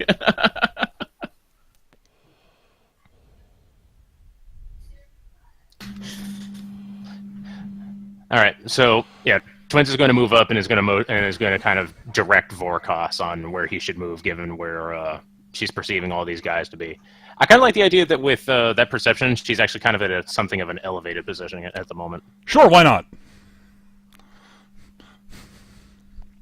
All right, Fortune die, intrude, advance further. Sure. Fortune die. Whoop, that's closed. Intrude. No. 7. Who put this wrench here? Yeah. You're sort of sneaking Bang. along, doing quite well, then you accidentally kick a wrench, a turbo spanner. That falls around and clatters. Twins hits the deck. Eric, you notice the professor sort of going, this sort of face-palming slightly. Vorkos winces and mouths a particularly sulfurous curse. Okay, time. Okay, it's a bit early, but time for my plan to go into motion. Looking at the crane operational thing, Twins is going to use the force to operate the thing and make it drop the crate. Okay. Give me a force skill. Give me your force use skill. Boo, boo, boo, boo, boo, boo, boo. Yeah, there's the 19. Sure. The crate drops down in front of the elevator shaft. They are now all looking over there. Yeah, they are actually. Uh-huh. Move, move, move, move, move. I will be in a position to take out the two guys by the truck if they don't leave immediately upon the crate. The crate drops. Do they move? Oh yeah, they start moving. They started looking over towards where Twins knocked over the spanner, but then the crate falls and they immediately look back over that way. Okay, once they leave, I will pop into the van and hotwire it. Okay. So, yep, you start hotwiring the van. Give me a driving roll. What is my driving? Actually, you've got intrusion also, don't you? Yep. Which is higher? Intrusion is slightly higher at a 12. Driving's at 11. Okay, use your intrusion then. They're both usable for this, so... Ah! What is this? These twos. So you're like, okay, I'm going to hotwire this thing, and I... never tried to hotwire this model before. Fuck. Why is everything so tiny? My hands are so big. Yes! Okay, Twins is going to finally arrive at the thing and is going to tell Vorkos that she'll do this part. You go find us an escape vehicle. All right. And Twins has personal transport knowledge and intrusion. Give me your intrusion roll. Give me the personal transport roll first. All right. I think this is the first time I've used this, actually. 13. Okay. Make your intrusion roll +2. Okay. 14. Yep. You've hotwired the vehicle and know how to set it up to drive on its own. Yep. Off in that direction, away from the way we're going to be going. All right. So it drives off. It hovers up, turns off, drives. All the IMSEC agents sort of go, okay, we're moving up to the box, and wait, why is their van leaving? What the hell? Quick, they've stolen our van! Sitting here in the corner in the shadows where they can't see me. All right, Eric. You arrive at one of the transport trucks. There's one of their vehicles in the room. Right. It has its the key equivalents basically in the visor. Because, of course. All right. Start it up. Swing by to pick up Twins and the professor as they go running up, speeding off to chase after their van. All right, they go running up. Most of them go chasing that way. The two guys who are guarding the van look over at the truck. Mm-hmm. Because, these guys are actually good at their jobs. And they see Vorkos because, Vorkos. No, they don't. They see nothing. They saw nothing out of the ordinary. Okay, give me the roll. I just did. 13. That beats their will. I mean, these guys don't have crap will, but yeah, that beats their willpower. Yeah, 13's pretty damn high. Yeah. All right. So they go. Oh no, I don't see anything. Let's go. Let's go keep an eye on the van. What should? Oh dear, our van's leaving. Yeah, they should get that. I mean, it's going to be hard to go home without their own car. You've stolen our van. We need to run down that van. Quick, All right. call So an alert. you drive out, Eric. I think you're driving. Yep. All right. You head out. The two interceptors that were outside went off. The two interceptors you saw outside went off in pursuit.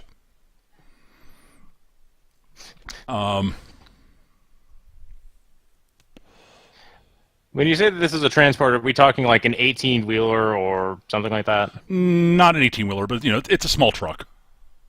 Okay. I'm going to assume then that Twins can just leap from the ground in through the window.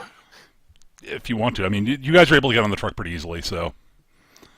I imagine it's still in motion, and Twins doesn't want to be here, so boing. All right. You guys get in the truck, and you start driving off. All right, Nick, were you here when... You weren't here when Gav noticed something, were you? No, I wasn't. Gav, why don't you tell Nick what the bit of the conversation you gave, what you described? Because you are calm... Please tell me that we have nice new flame decals and nothing bad happened. We have company. To put it mildly. Okay. Basically, the buzzards are circling, and the idiot twins are bringing. Yeah, you might need to get back here pretty quick. Well, I am on my way, so. Make way faster. We're going to have to leave really quick. Yeah, basically... IO9 and Jocks are back at the ship. What does he mean by idiot twins? I take double offense to this. So you should. It was intended. Hey, I did things right here, thank you very much. I kept us from being seen. Put it this way, Jith, if you hadn't have been, en route this way, I would have probably been taking the ship to them, because it sounds like it's going to be easier.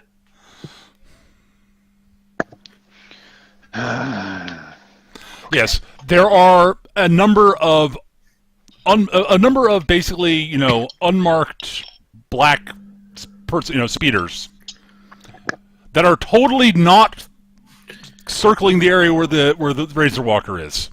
Yeah, as I described it, they're flying casual.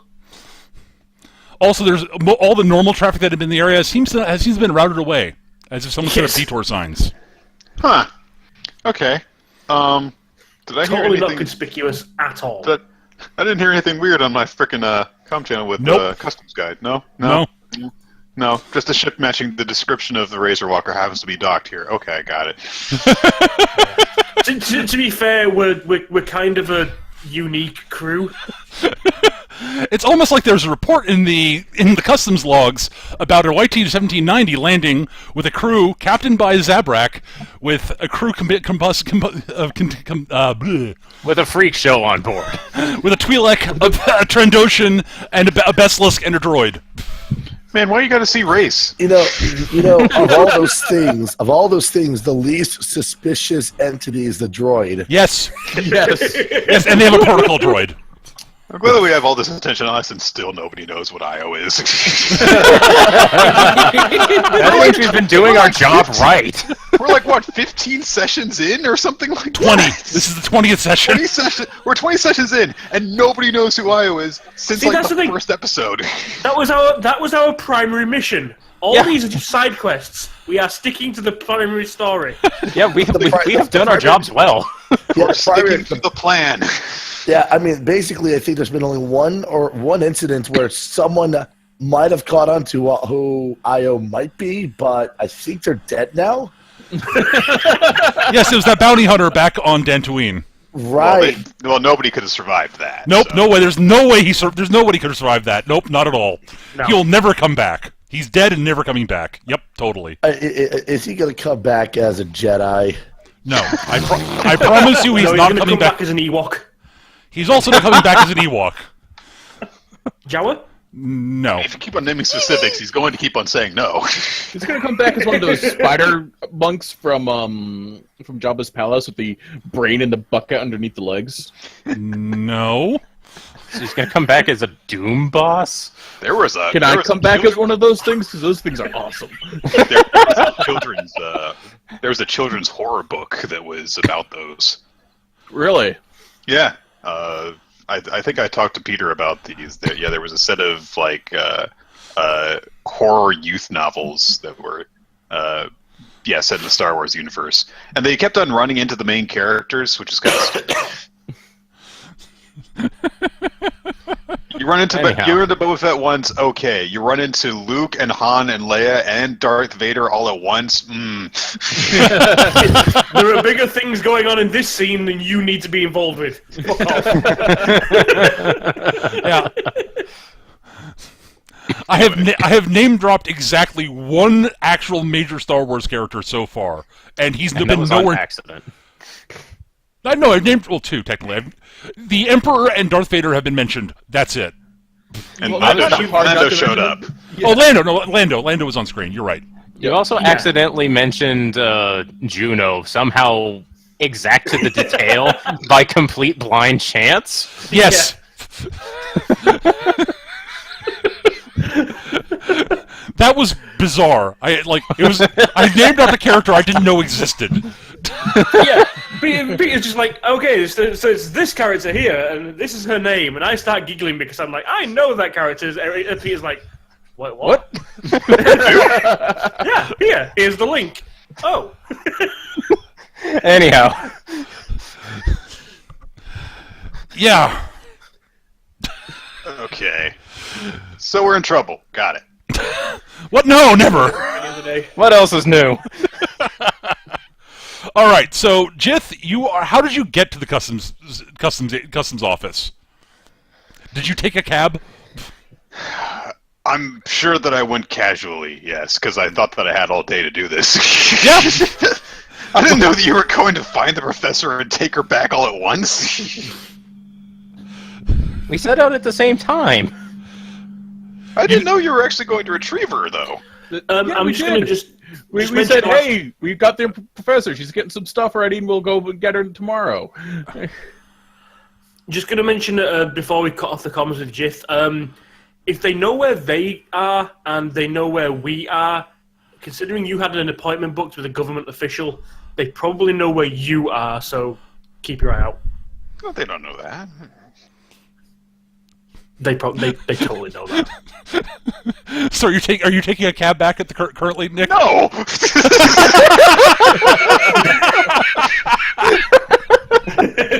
Jith hails a cab, a black panel van pulls up. Where to, Stephanie? All right. As Gav clicks off the as Jock clicks off the comms with Jith, give me a perception check. Okay. I was like, oh, if I must. If you say so, Natural born Peter. paranoia. Actually, that'd be great if you were just making me make a perception roll just for the fuck of it. I would rolled an never 11, do that. so- I rolled an Nick, 11, so yep. that's almost as well as I could actually roll. So Yes, and Nick, I would never make people make perception checks for no reason other than make them paranoid. I never do that. I am totally lying. I do that all the fucking time. So I rolled an 11. What do I see? Well, in this case, I wasn't lying. You notice that you are totally not being followed by a very very not suspicious black panel van. That's just like a few blocks behind you. That's us. It's okay. That's all right. Get away. Also, you are also very clearly being tailed on foot by somebody who's doing a fairly good job at tailing you and trying not to be suspicious. If I hadn't rolled an 11, right? If you'd rolled anything under a 10, you wouldn't have noticed him. That's lucky for me then, because that's not my best skill. Okay. I know. All right. Let me think about this. Okay, I've just gone and had a meeting with a freaking customs officer, and what do I do aside from just go straight back to my ship? Goose chase! I'm going to stop in a bar. Okay. Sure, you go into a bar. The seedier, the better. But I don't think, and In the part of town you're in, there isn't a particularly... It's so seedy. One of the lights is slightly dim. the seedy in bar that side just down from the Imperial Customs Office. Yeah, in that kind of town, the closest to a seedy bar you'll have is some fucking hipster bar that actually grows plants. Man, those are the worst. Actually, they are fucking terrible. You get bugs and shit everywhere. Okay, Nick, you are able to find a bar that is trying desperately to be, like the Mos Eisley Cantina. Oh, God. For the, quote, ambiance. Jesus Christ, I've been to bars like this. Yeah. They Putting a Harley really are the Davidson worst. logo on the back of your bar doesn't make you a biker bar. Exactly. They've got an unplugged version of the Cantina band on stage. Yeah, basically. Someone's strumming on the acoustic guitar. Blim blim boom boom boom ba-doom. Okay. Yes, it's an entirely human band trying to be. I forgot, God, what's that guy's the character's name? Max Rebo. No, Max Rebo's not the Cantina band. Max Revo was the Max- guy in the. That's Max the elephant Rebo. dude, isn't it? It's like, hi, I'm so, and we're Max Rebo. It's like, this is the worst reality. Yes, it's a Max Rebo cover band. That's great. Oh, jeez. That's even worse than I was thinking. Yep. The Cantina band is Figurin Don and the Modal Nodes. That's Modal right. Nodes, Yes, that's it. that's it. Yes, Oh, That's jeez. awesome. it's a Modal Nodes cover band. Yes. I'm a little sick just hearing that there. The Modal Nodes. Yes. All right. They're doing a totally not. Yes. Oh, please tell me that the wait staff come over and talk about the authentic Tatooine experience.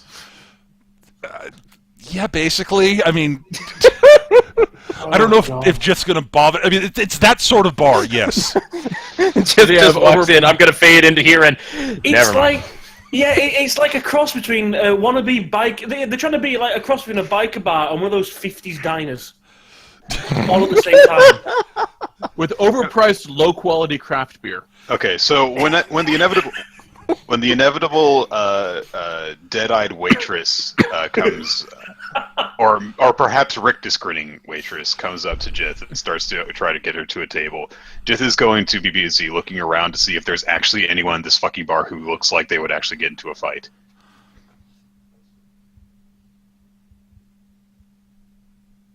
Peter? I'm trying to think if there would be. She's gonna be like, fuck! Yeah, you look around and you're like, Zero on Yama. aha, okay, just gotta find the right person to pick a fight with, and God, even the bouncers look non-confrontational. Okay, hang on. I mean, that's sort of, it's like the bouncers are trying to look like, the way bouncers should look, but there's something like they're wrong. They're wrong. They're just not. They're actually thespians from the local college. Okay, she's gonna think really quickly. Okay, she's going to she's going to take a few deep breaths. Okay. She's gonna grab the waitress, and she's going to put on the most desperate, pleading look in her eyes, and she's going to say, "Oh my God! Oh, don't let them in here. They're following me. Please, don't. Is there somewhere where I can Oh God, they're gonna be right behind me." And she's going to try and look pathetic. What's that? What? So you're trying to look pathetic? You're saying? She's going to try and look like she's scared out of her goddamn mind. Okay. Yeah, give me your deceit roll. Deception. She might just think you're a crazy person. That's I like. She's trying to sob and all that stuff. Yep, so, that's fine. Like, excuse me, is this 14. dip dairy free? All right. Yeah. No, you've got the waitress convinced. It's like, oh my dear, oh my God, you poor dear. Who's following you? What's the matter? He's been following me for the last few blocks, and he won't leave me alone. I keep on saying to leave me alone, and I barely made it in here. The waitress nods and goes up to one of the bouncers and whispers something in his ear. He nods, looks over the other ear. They sort of nod at each other. And the guy who's following you walks in. And the two bouncers walk up to him. It's him. They walk up to the dude and they basically start doing the, we hear you've been giving this young lady some trouble here.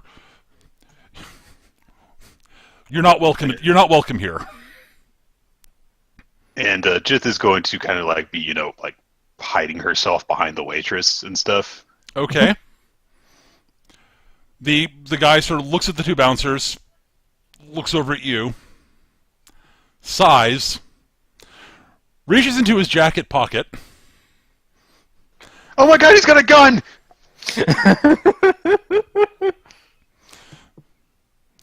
And proceeds as the bouncers start reacting to that, and he basically says, Imperial security, stand down. I was hoping I could play an influence on that. Oh well. Well, no, he's in the middle of doing that. Oh, okay. When you say he's got a gun, which he does. He does, yes. Which they'll see when he reaches for his badge. He's reaching for his ID. Right next to his gun. Yeah. Oh, this guy's taking a dirt nap. Yeah, one of the bouncers hauls off and punches him. I'm not going to roll for this, because... The other one's going to immediately pin him to the ground and make him eat pavement. Yep, that's exactly what happens. He is stunned by the punch, and the other guy basically tackles him. Yeah, there's now a cartoon dust scuffle over there. Basically. Time to get moving through the back door. The waitress actually starts hustling you off to the back door at this point. Right. Oh, thank you so much. Thank you. No problem. No problem.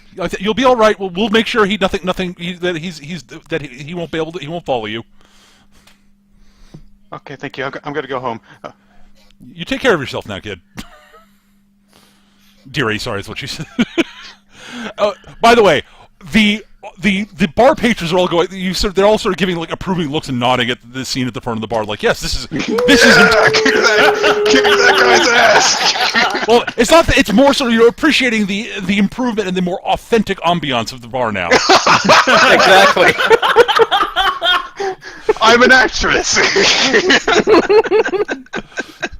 Oh, very good, very good. That's had so much authenticity. Yes, oh yes, I'm sure that's... No, as far as the Empire are concerned, you're all accomplices. Anyways, you're hustled out the back door. Jith is going to make a note to memorize the name of this place just in case. She might need to pass along a thank you sometime down the road.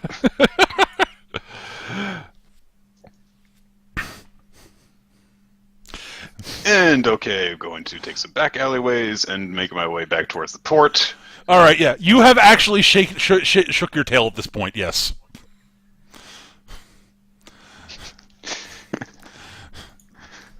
Are we just going to like have? I go into a bar to start a bar fight. No one in this bar will start a fight. Oh! At the end of this, are we just going to like have this list of like alcoholic establishments that we go into, do a thing, and then send an email to them afterwards? Sorry. Sorry, I caused you problems. We're polite rogues. Well, you guys are nominally the good guys. Hey, Han Solo did pay for the damages he caused at Oh, absolutely. Eisley. Sorry for the mess. Well, yeah, that's because he's pretty certain he was coming back at some point. I might come back here. Yeah. It's a friendly staff. It's the Mos Eisley Cantina, of course, you know. It's just called that. Oh no, that's what this place is totally called. It's the Mos Eisley.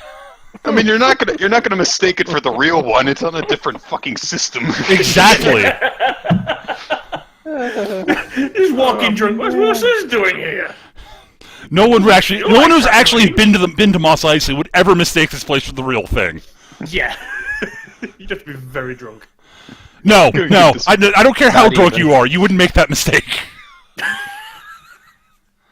And chances are, anyone that's been to this bar and thinks it's Mos Eisley has never been to the never will go to the real Mos Eisley. They probably haven't even left their city block, let alone the planet. Yeah. Why would you leave Coruscant? Exactly. Anyway. Yes. So cutting back to Vorkos and twins. I was gonna say. And the professor. You are driving along. Yeah. Yeah, I was waiting for that. Vorkos. So yeah, when your truck leaves, you are for a little while in the clear. Okay, first thing I want to do is finding a parking garage, an enclosed parking garage, so we can dump this ride and boost another. I am in favor of this. Let's get out of this slow, obvious piece of shit. Which is almost certainly low jacked. What? No. All right, Eric, give me a perception check. You know, it often worries me how Eric's brain works. I want to keep an eye open for like a parking garage as well, just to You double the can effort. give me one also. Yes. Closed or open open for at this point? Right now, closed because the chase scene hasn't started yet.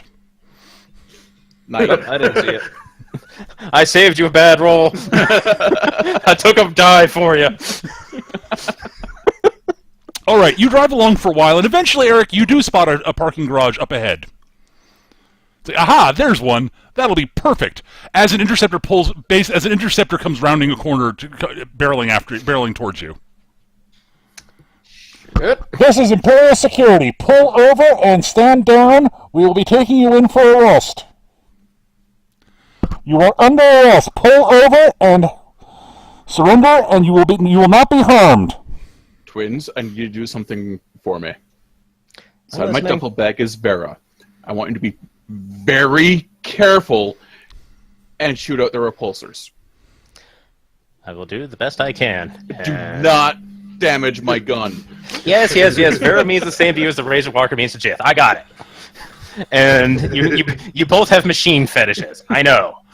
And then she goes into the bag, struggles pulling the like monstrosity that weighs half her body mass out, props it up on like the front of the dashboard for leverage to help her aim. She kicks the passenger side seats back so that she is lying back while doing this. All right, you should give me a guns roll. Oh, I will. I don't know if Vorkos will be horrified or massively entertained. Yes. Mostly he's trying not to look because he really does not want his gun. He's stalling the police, shouting back something in Trandoshan that basically translates to "Sprachen Sie basic." All right. Here comes my last fortune die, so here's where I start running into trouble, no doubt. Oh, no doubt. Okay. And gun time. Oof. That is not happy. Well, 11. That'll actually hit. Well, Vera hits real hard, so that's good at least. Yeah, Vera's power 16, so... Yeah. Vera's power 16 in your hands, Eric. Oh, right. It's your signature weapon, not Twins. Oh, jeez. And I don't have mine with me. Mine would be 14. But it is 13 base. Yes. And I assume you're firing off the classic 2 bursts for the +2 damage. I was actually thinking Twins only fires once because any more recoil might send her out of the seat. Fair enough. That's fine. That's fine. Just like, yeah, she has like the seatbelt on. It doesn't mean anything if it makes you go up and out slide-wise. All right. So Twins hits the interceptor with the blaster with Vera. I have a question. Yep. Since she's obviously taking very careful aim, can we consider this an aimed shot? Sure. Okay, so +3 then. Yeah, you hit. That's fine. 14 in the repulsor, hopefully. You do damage to it. You're firing a personal weapon, a big one, admittedly, at a vehicle. There are rules for that, actually. Thus, we're technically in a chase scene at the moment.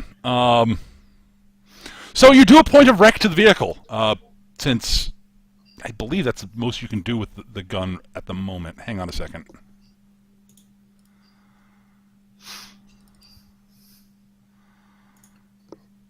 Hang on. There we go. I need to open a file here. Which folder is it in? There it is. Fortunately, I knew where this is going to be. Close that. All right.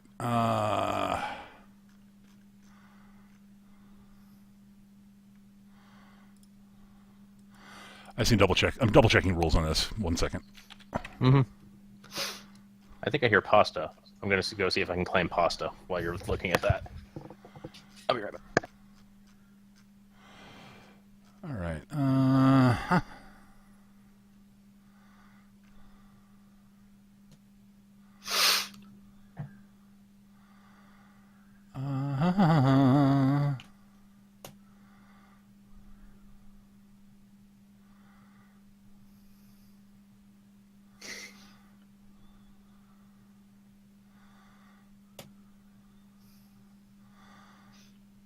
Okay.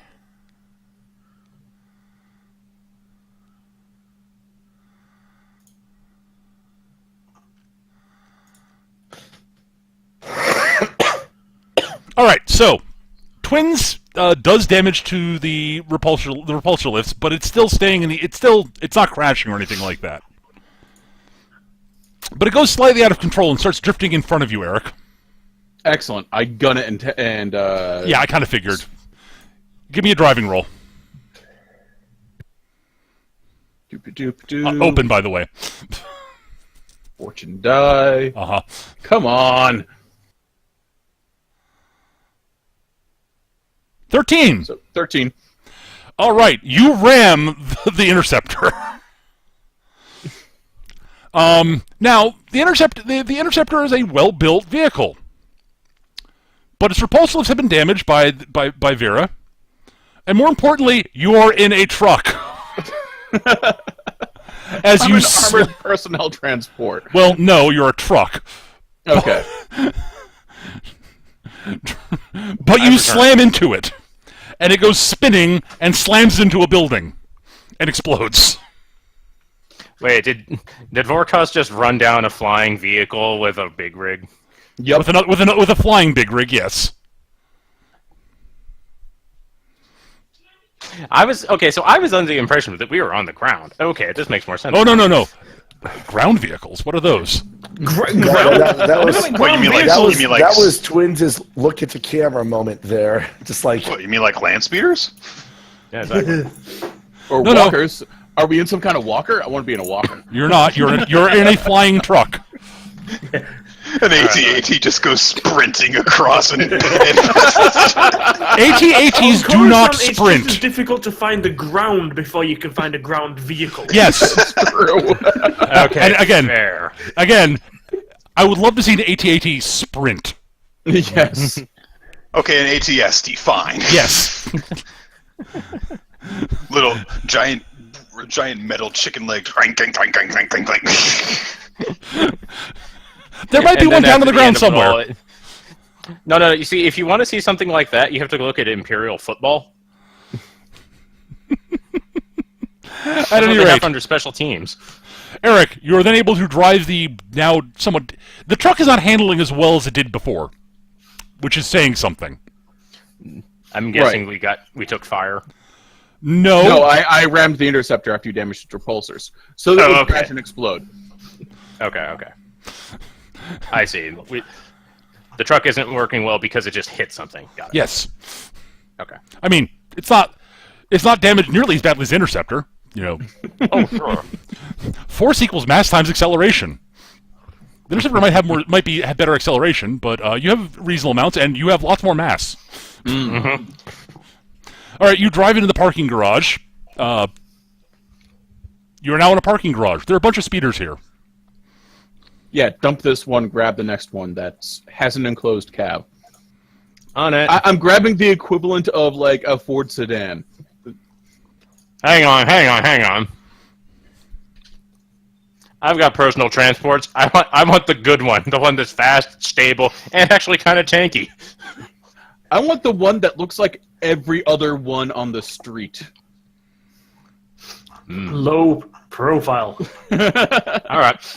Low You are profile now and meeting those technically- criteria. I rolled a 13. Sure. You are now, you have just murdered 2 Imperial agents on Coruscant. Yeah, whatever. It's gonna happen. We made it, I'm not doubting that, but I'm just saying that back bring to a the little bit more ship. heat. We made it back halfway back to the ship before we got more than 1 star. Thank you very much. Yeah, but you're kind of at 3 or 4 at this point. It's still not 5. Yeah, but we're totally just driving into the garage and changing the paint job, which gets rid of all of them. Yeah. Actually, technically speaking, you would have hit 5 as you arrived at the garage. Well, that's fine. We have a new vehicle. Yeah, Anyhow, getting the best thing for our situation. that's fine. And You acquire a vehicle. Don't roll your intrusion check. Again, +2. Oop, +2. You don't need. Yeah. Great. 15. Oh, all right. Yeah. Fine. Yeah. Okay. You have car. You have speeder. You drive off. All right. For convenience sake, Nick, Jith arrives back at the Razorwalker as you see a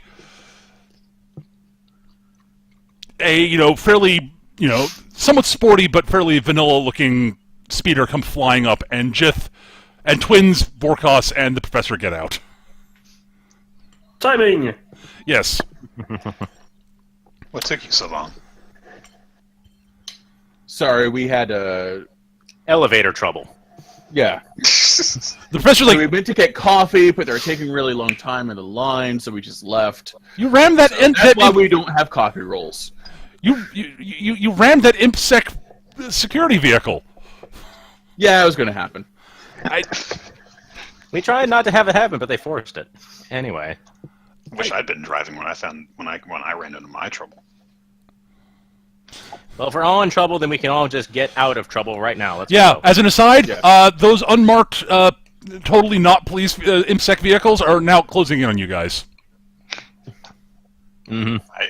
I had to act all helpless. It was weird. That is weird. That I've never is. seen you act What? helpless at all. Can you even do that? Oh no, they're after me! Please, you've got to help me, you big strong Don't man! stop that! Stop that That's immediately! really, really spooky. I don't want Stop it. nightmares. Onto the That's ship. just- Go, Captain. That's unnatural. Just no, it's not allowed. On the plus side, Well, Jox has got the ship all warmed up and ready to take off basically immediately. I knew this shit was coming. Yes. We did call ahead to say we're coming in hot. Yes. Okay, this is gonna. Tips on the AP gun. Yeah, we're gonna need some freaking shields. Do you want me calculating a jump or running the guns? Hopefully, we don't have to actually get in a firefight over this, All right. I'll get on the nav comp and start with the sensors. because we will lose. Yeah. What? No, no, no. What are you talking about?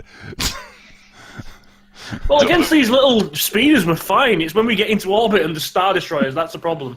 Yep. I have no idea what you're talking about. It's not like there's an entire Imperial squadron here. Or two. No, there's no Star Destroyers going around the Imperial capital. No. No. No. No. Why would that be? On the plus side, the Executor's not here. Oh, look, great. The giant flag, the giant death machine flagship of the Empire is not here. No, just the smaller capital ships that one can hold an entire system. Great. Yeah, and it's not like there are multiple of them, multiple Star Destroyers here. Each with a full complement of 72 TIE fighters. 72 TIE fighters? That's not a big deal. Dash Rendar went through 72 TIE fighters. That's entirely possible. You very well could probably handle it. You might be able to escape 72 TIE fighters. No, let's do it. No, let's do triple that, and also the Star Destroyers they're part of. Yep. Plus Anyways, any support craft they might have.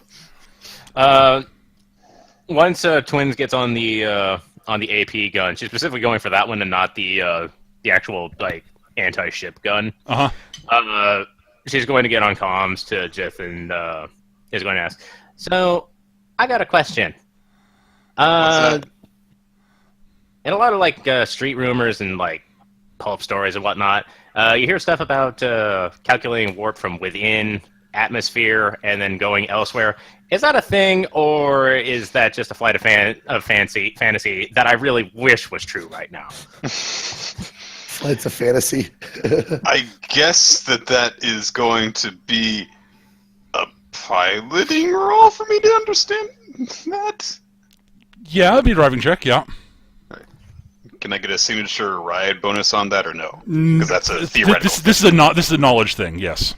Okay, so should this be open because we're technically being Yeah, pursued? no, this is a knowledge roll. I'm going to say whichever you prefer for this. Okay. Because if I know it, I know it. 11.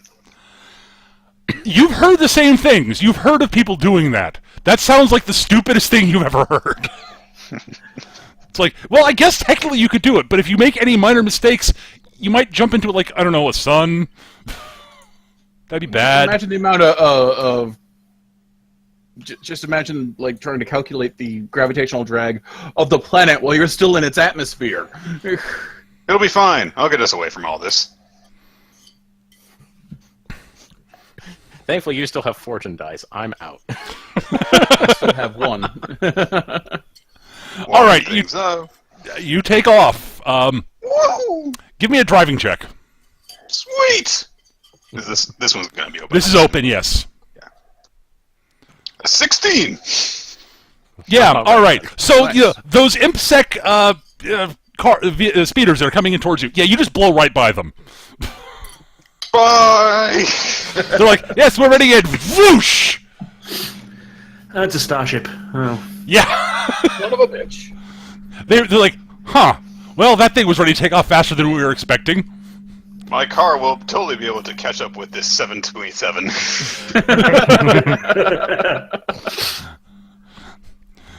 They were mostly prepared to pull up okay, we can hopefully catch them before they are able to pre-flight and take off and whoosh.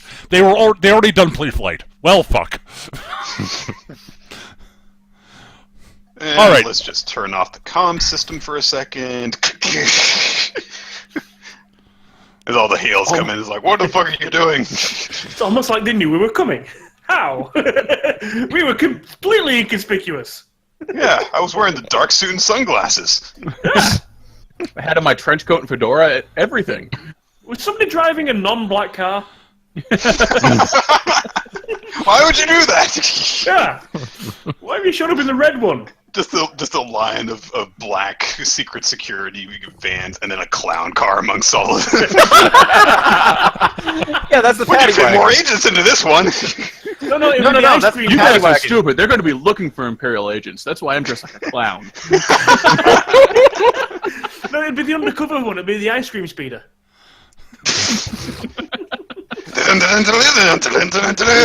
No. You see, the clown car and the ice cream speeder are the same thing. It's being driven by Sweet Tooth.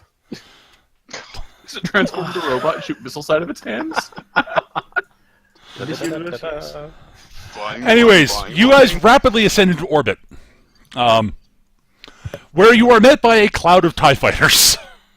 Oh, Almost like IMSEC sent communications ahead to people to say, yes, they're almost certainly going to take off on the planet. We should be in position to intercept them. Fortunately, we don't know exactly where they're coming out. Unfortunately, we don't know exactly where they're coming out. Fortunately, we have enough TIE fighters to basically interdict basically anywhere they could be entering orbit. Because we have so many TIE fighters. Yes. if I had known that we were going to have to, that we were actually going to get caught, I would have figured something out so that they wouldn't be able to do this. Fine. So, Racist goddamn customs officer. honestly, it's nothing to do with that. He just filed a report. I'm just thinking to myself, I never actually said that I turned off my listening device, actually. I just had this, like, really boring background noise going on during this. Well, actually, the office is quiet now because he's left for the day. Oh, okay. He's gonna find that in a few months, be like, what's this? Hey, if it takes them that long, we can sell that as an Imperial secret. At any rate, yeah. On the plus side, you're coming out pretty fast, yeah, give me another drive check, Jith. Sure thing. I'll throw a fortune die on this one. Sure. Yay! 20. Right, yeah, okay. So basically, the TIE fighters are like, oh, we're in perfect interception position, and you basically just proceed to start doing, like, barrel rolls and Immelmans and other bullshit. Aileron rolls. Aileron rolls just blow by them. There's like, hey, the fuck? At the end of all this, there's like a little trail that says Vorkos was here in space sky, right? I like the idea of the after flight report is like, so he's like, okay, cadet, why did you let them get past? Sir, they were doing spins and everything. Oh, can I retcon something briefly? Sure. I want so that they walk into the professor's office, her monitor lights up, and there's a little gif of like an 8-bit Vorkos sprite going, ha ha ha ha ha ha. You didn't say the magic word. All right. So,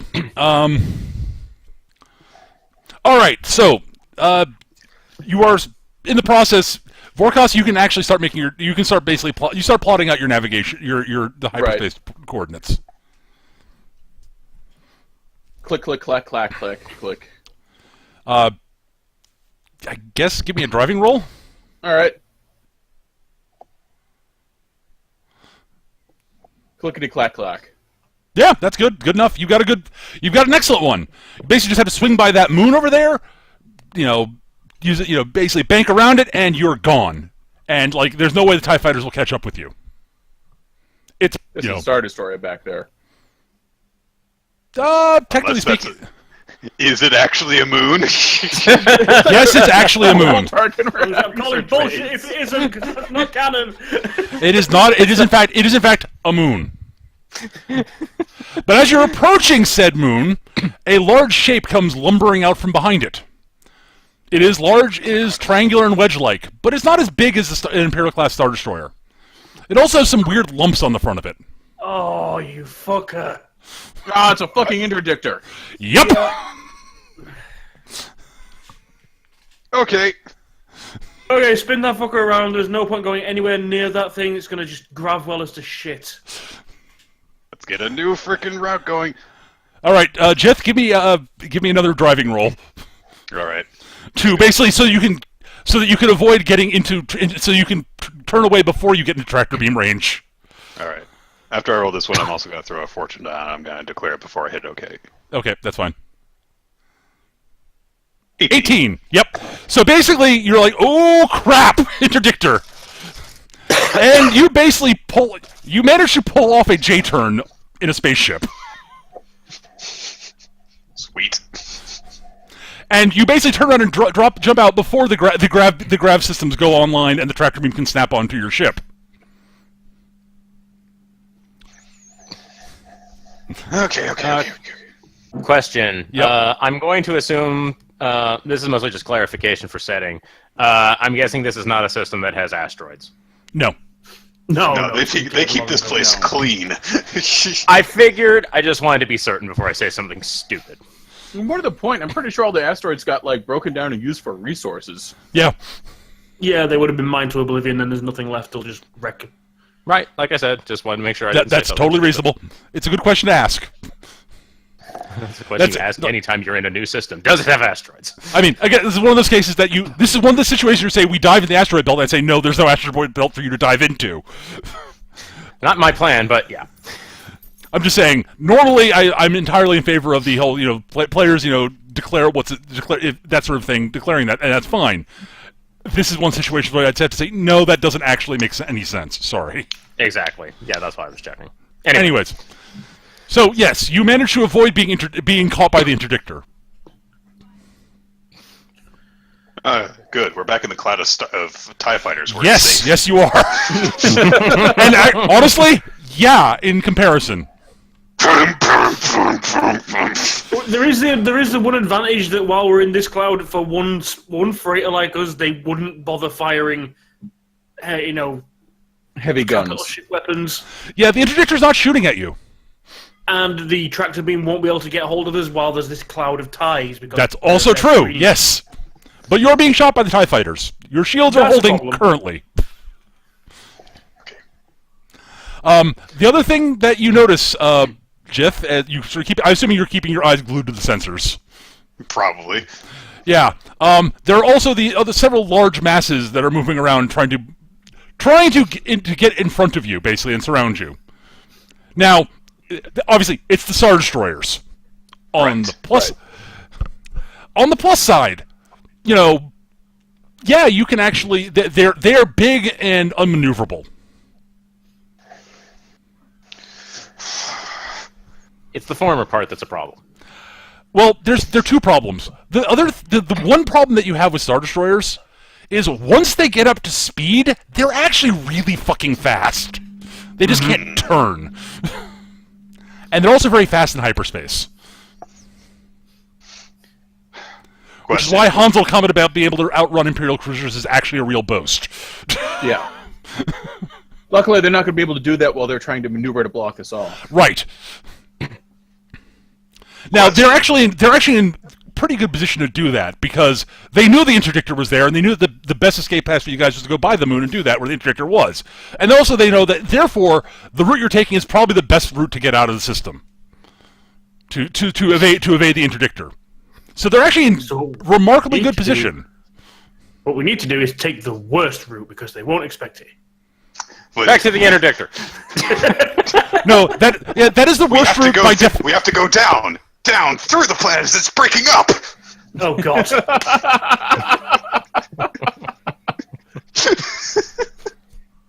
Shitty movie. You know what? I've decided that Jump to I'm going to hyperspace through the sun. You do that, I'll turn into a giant spider monster, and that'll be it.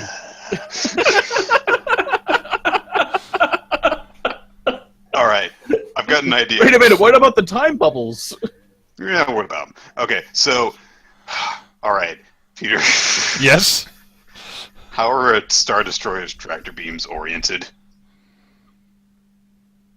I think they got tractor beams pointing basically in every direction except backwards. Since that is where all their guns are. Everywhere but backwards. Okay, good idea. Star Destroyers have a blind spot behind them, basically. Yeah. Where their giant fuck-off engines are. Right. Okay, This is so stupid. Alright, we're going to start tailing behind the Star Destroyer. And we're going to jump to hyperspace past it. Wow. Okay. I can't think of anything better. So we're basically going to jump over its shoulder. Okay, then. Yeah, basically. I'm going to put more power into the shields. I think it's more equivalent of like we're flipping the Star Destroyer's skirt and then bailing. I think that what we're essentially going to do is we're going to tail behind it while plotting a course, and then like get the minimum amount of distance, and then jump. Okay. So, Vorkos, I'd like you to plot another course with keeping Jeff's plan in mind. I'm gonna use my last fortune die for this, actually. That's probably a very good idea. Open or closed? Open. Open. Open. 11. 11. Salvaged by the fortune die. All right. So, all right, Jeff, give me a piloting roll to actually get behind the Star Destroyer without actually getting shot down or caught in a tractor beam. Cool. That's Boxcars 14. Nice. All right, you go looping you go looping around left and right, and the Star Destroyer the Star Destroyer doesn't actually fire turbo lasers because it knows it has no chance at hitting you with its turbo lasers at this range. It's just like, yeah, no. Unless it basically just wants to fill space with death. And while TIE fighters are expendable, they're not that expendable. Right. Yeah, they're not. We're going to shoot down our own pilots for fun. Right. So they're only firing the tractor beams. And honestly, none of them even come close. You manage to dive between them, and they manage to tractor, several TIE fighters. Oh god, that G-force. Yeah. And yes, we're flying around and stop. Oh my! Pilot just go straight out through the cockpit window. Well, no, they're strapped in. Ow! Dude's gonna have a big X-shaped bruise on his chest. Yes. All right, and you managed to loop behind the Star Destroyer in perfect position for your jump, actually, because you rolled boxcars. And you kick off the hyperdrive, and zoinks and away. Once we're safely in hyperspace, Jith is going to unstrap herself from her chair and be like, "Yes! Oh, yes!" All right, not gonna lie, that was awesome. It's not what I was asking you about, but it'll do. So, the professor sort of looks over. So, Professor Signas sort of says, "So, do you do this sort of thing often?" Oh, no, not enough. Oh, hi, Professor. Oh, yeah. Aha! We should do this more often. This was fun. Oh. Twins heads back up to the cockpit.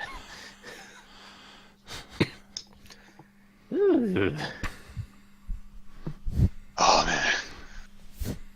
Oh, God. If I Jess, you smoked, need a I would cigar? be having one. I would be having one right now if I smoked. We're gonna go take a shower. I need a drink. Let's not get too comfortable. They do know our route. We need to drop and reroute at some point shortly. Yeah, we'll just get some distance on them first. Distance on them, huh? Jeth knows what she's doing. Uh-huh. It's not like this isn't the first time we've done this. True. Again, I will point out, while the Razorwalker is it's a very good ship and is very fast, it probably can't actually outrun an Imperial-class Star Destroyer in hyperspace. Right, which is why after about an hour we're going to drop out when we get to. Which is why we're going to drop out when we get to the whatever I plotted my jump to, which should have been relatively close for exactly this reason. Okay, And it'll jump off in a completely different direction. fair enough. And they should not be enough faster that they can catch you before you actually drop out. I would agree with that. Yes. Yeah. Yeah. I'm going to prep a probe as well to fire off in a different direction with a hyperspace signature. Okay, good. All right, give me a fix-it roll for that, Gav. I know my shit, goddammit. I don't do much, but what I do is good. Cry baby cry, make your mama sigh.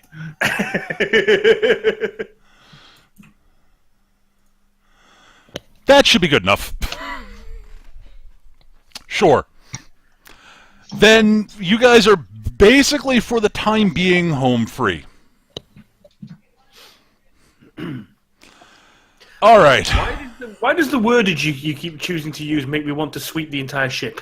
We have the Empire after us. That's why. Yeah. I'm going to sweep the entire ship just in case. Even though you were already here. I was, but you never know. I've got 4 hands. I can't trust myself. Yeah. The left hands never know what the right ones are doing. Well, I mean, obviously not now because I'm more concerned with the outer hull where I wasn't because I was doing the engines. Yeah, by the way, Gav, on the plus side, your fake job, your fake sort of hyperspace engine thing to fake problems with it, didn't actually end up causing problems, even with that insane lunatic jump that you guys did. Yeah, well, of course it didn't. I said I had it prepared to break. I didn't say it was broken. I know. I'm just saying. But you guys did a lunatic jump on top of that when you were set up to allow something to possibly break the hyperdrive. That could have accidentally happened. And had Eric rolled enough lower than he did, it would have. Right. Fortunately, would have just accidentally triggered your yes. quick fire. Would have flipped the switch that turned on the EMP, kind of. On the one thing you do note, Gav, is all those little sort of warning lights and sirens, all those warning lights and such about bad trying to think how to phrase it. Right, all the warning lights about imminent system failures are flashing on the shield systems. They kind of took a pounding. Yeah, that's understandable. You're not surprised. Actually, you're moderately surprised the ship took as little damage as it did. Yeah. Like a few the shields the shields almost certainly went down a couple of times during all of that, and you took some hull damage, but you came out in better shape than you probably had any rights to do so. Yeah. Either way, when we get back to Trophics, I'm using his repair bay. Yeah. On the plus side, I mean, a large part of the reason you guys are intact is that you did reinforce the shield and you weren't running the guns, so you had extra power to do that. Yes. Which is why I said it. I know. I noted that you said it, and which is why I didn't actually describe significant damage being done to the ship. You'd reinforce your shields, which means the Razorwalker took cosmetic damage and didn't take anything significant structural. Yeah. At this point, Twins is going to escort the professor to what are basically the half brig, half guest quarters. He's not the old man. He's blind. He's fine. Well, he's in a different room. Exactly. You just say that anyway, just to make the old man confused. Wait, who's talking? So at any rate, you've gotten out of Coruscant intact. Well done. We are good at our jobs, especially when we're bad at our jobs. Yeah, well,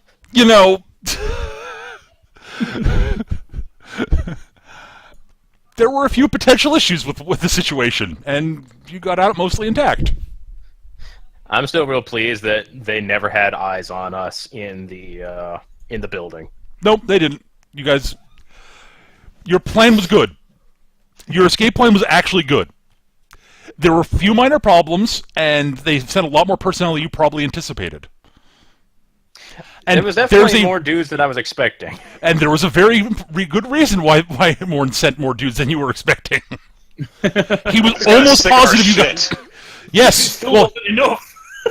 He was fairly certain it was you guys on planet. Well, he'll never know now. Oh no! Now he knows for a fact it was you guys. Only they could have done this. Well, Only also one Vorkos, man would dare send me the raspberry. it's almost like Vorkos left that little thing behind. Because do fuck something while I was Morns, I waiting for you have guys to come back. Yep. At any rate, I think I'm gonna wrap this up here because, as I said, I didn't have any time to prep today because my nap ran much longer than I planned on, and I'm kind of out of improv steam at this point. So yeah. Congratulations, YouTube. Here's an episode under 3 hours. Yeah, it happens. All right, everybody gets 4 XP this week. Hooray! Bonus XP for insane plans from basically everybody. I do feel sooner or later I'm going to have to start doing more to earn my XP, but Well, I mean, you get 3 for 3 default. This is a bonus for a particularly entertaining session. cool. I'm just pleased that we actually succeeded on the note of we never let on that the professor was willingly coming with us. Oh yeah. We kept her reputation intact. Yeah, her cover story's fine. What was I supposed to do? They had me at gunpoint the whole time. Kind of. Yeah, he pulled out a gun. Exactly, yeah. And it was presented in my direction. What she's not saying, it was presented for her to use, but... See, luckily this is the Star Wars Empire, not the 40k Empire, because in the 40k Empire, taking that bullet is your Imperial duty. This is true. Yep. So, Citizens, did you love the Emperor? You have not responded quickly or loudly enough. You are a heretic. As an aside, I'm really happy to actually get use of personal transports, finally. It's like Twins is good for an urban environment, and we haven't been in any. Yeah, I wasn't trying to bust your balls or anything like that in regards to the, what type of speed is it that they're around, but... Oh, I know. That was like actual, banter argument. Jox's reasoning was, when they're not starships, so knowing what their weapons complement and everything else is kind of irrelevant. Knowing how fast their doors can open is not really something we need to, worry about. anywho, that's going to do it for the recording part of this. Thank you, everybody, for watching. I hope you guys enjoyed it. The Star Wars game happens most Friday nights here on twitch.tv/MechaGM. Again, thanks to everybody for playing. I hope you guys had as much fun as I did. Yep. No, it sucked. I hated it. No, Yeah, I figured. No, I had more fun. Fuck you. Anyways, take care, YouTube. Bye. You do. Bye-bye.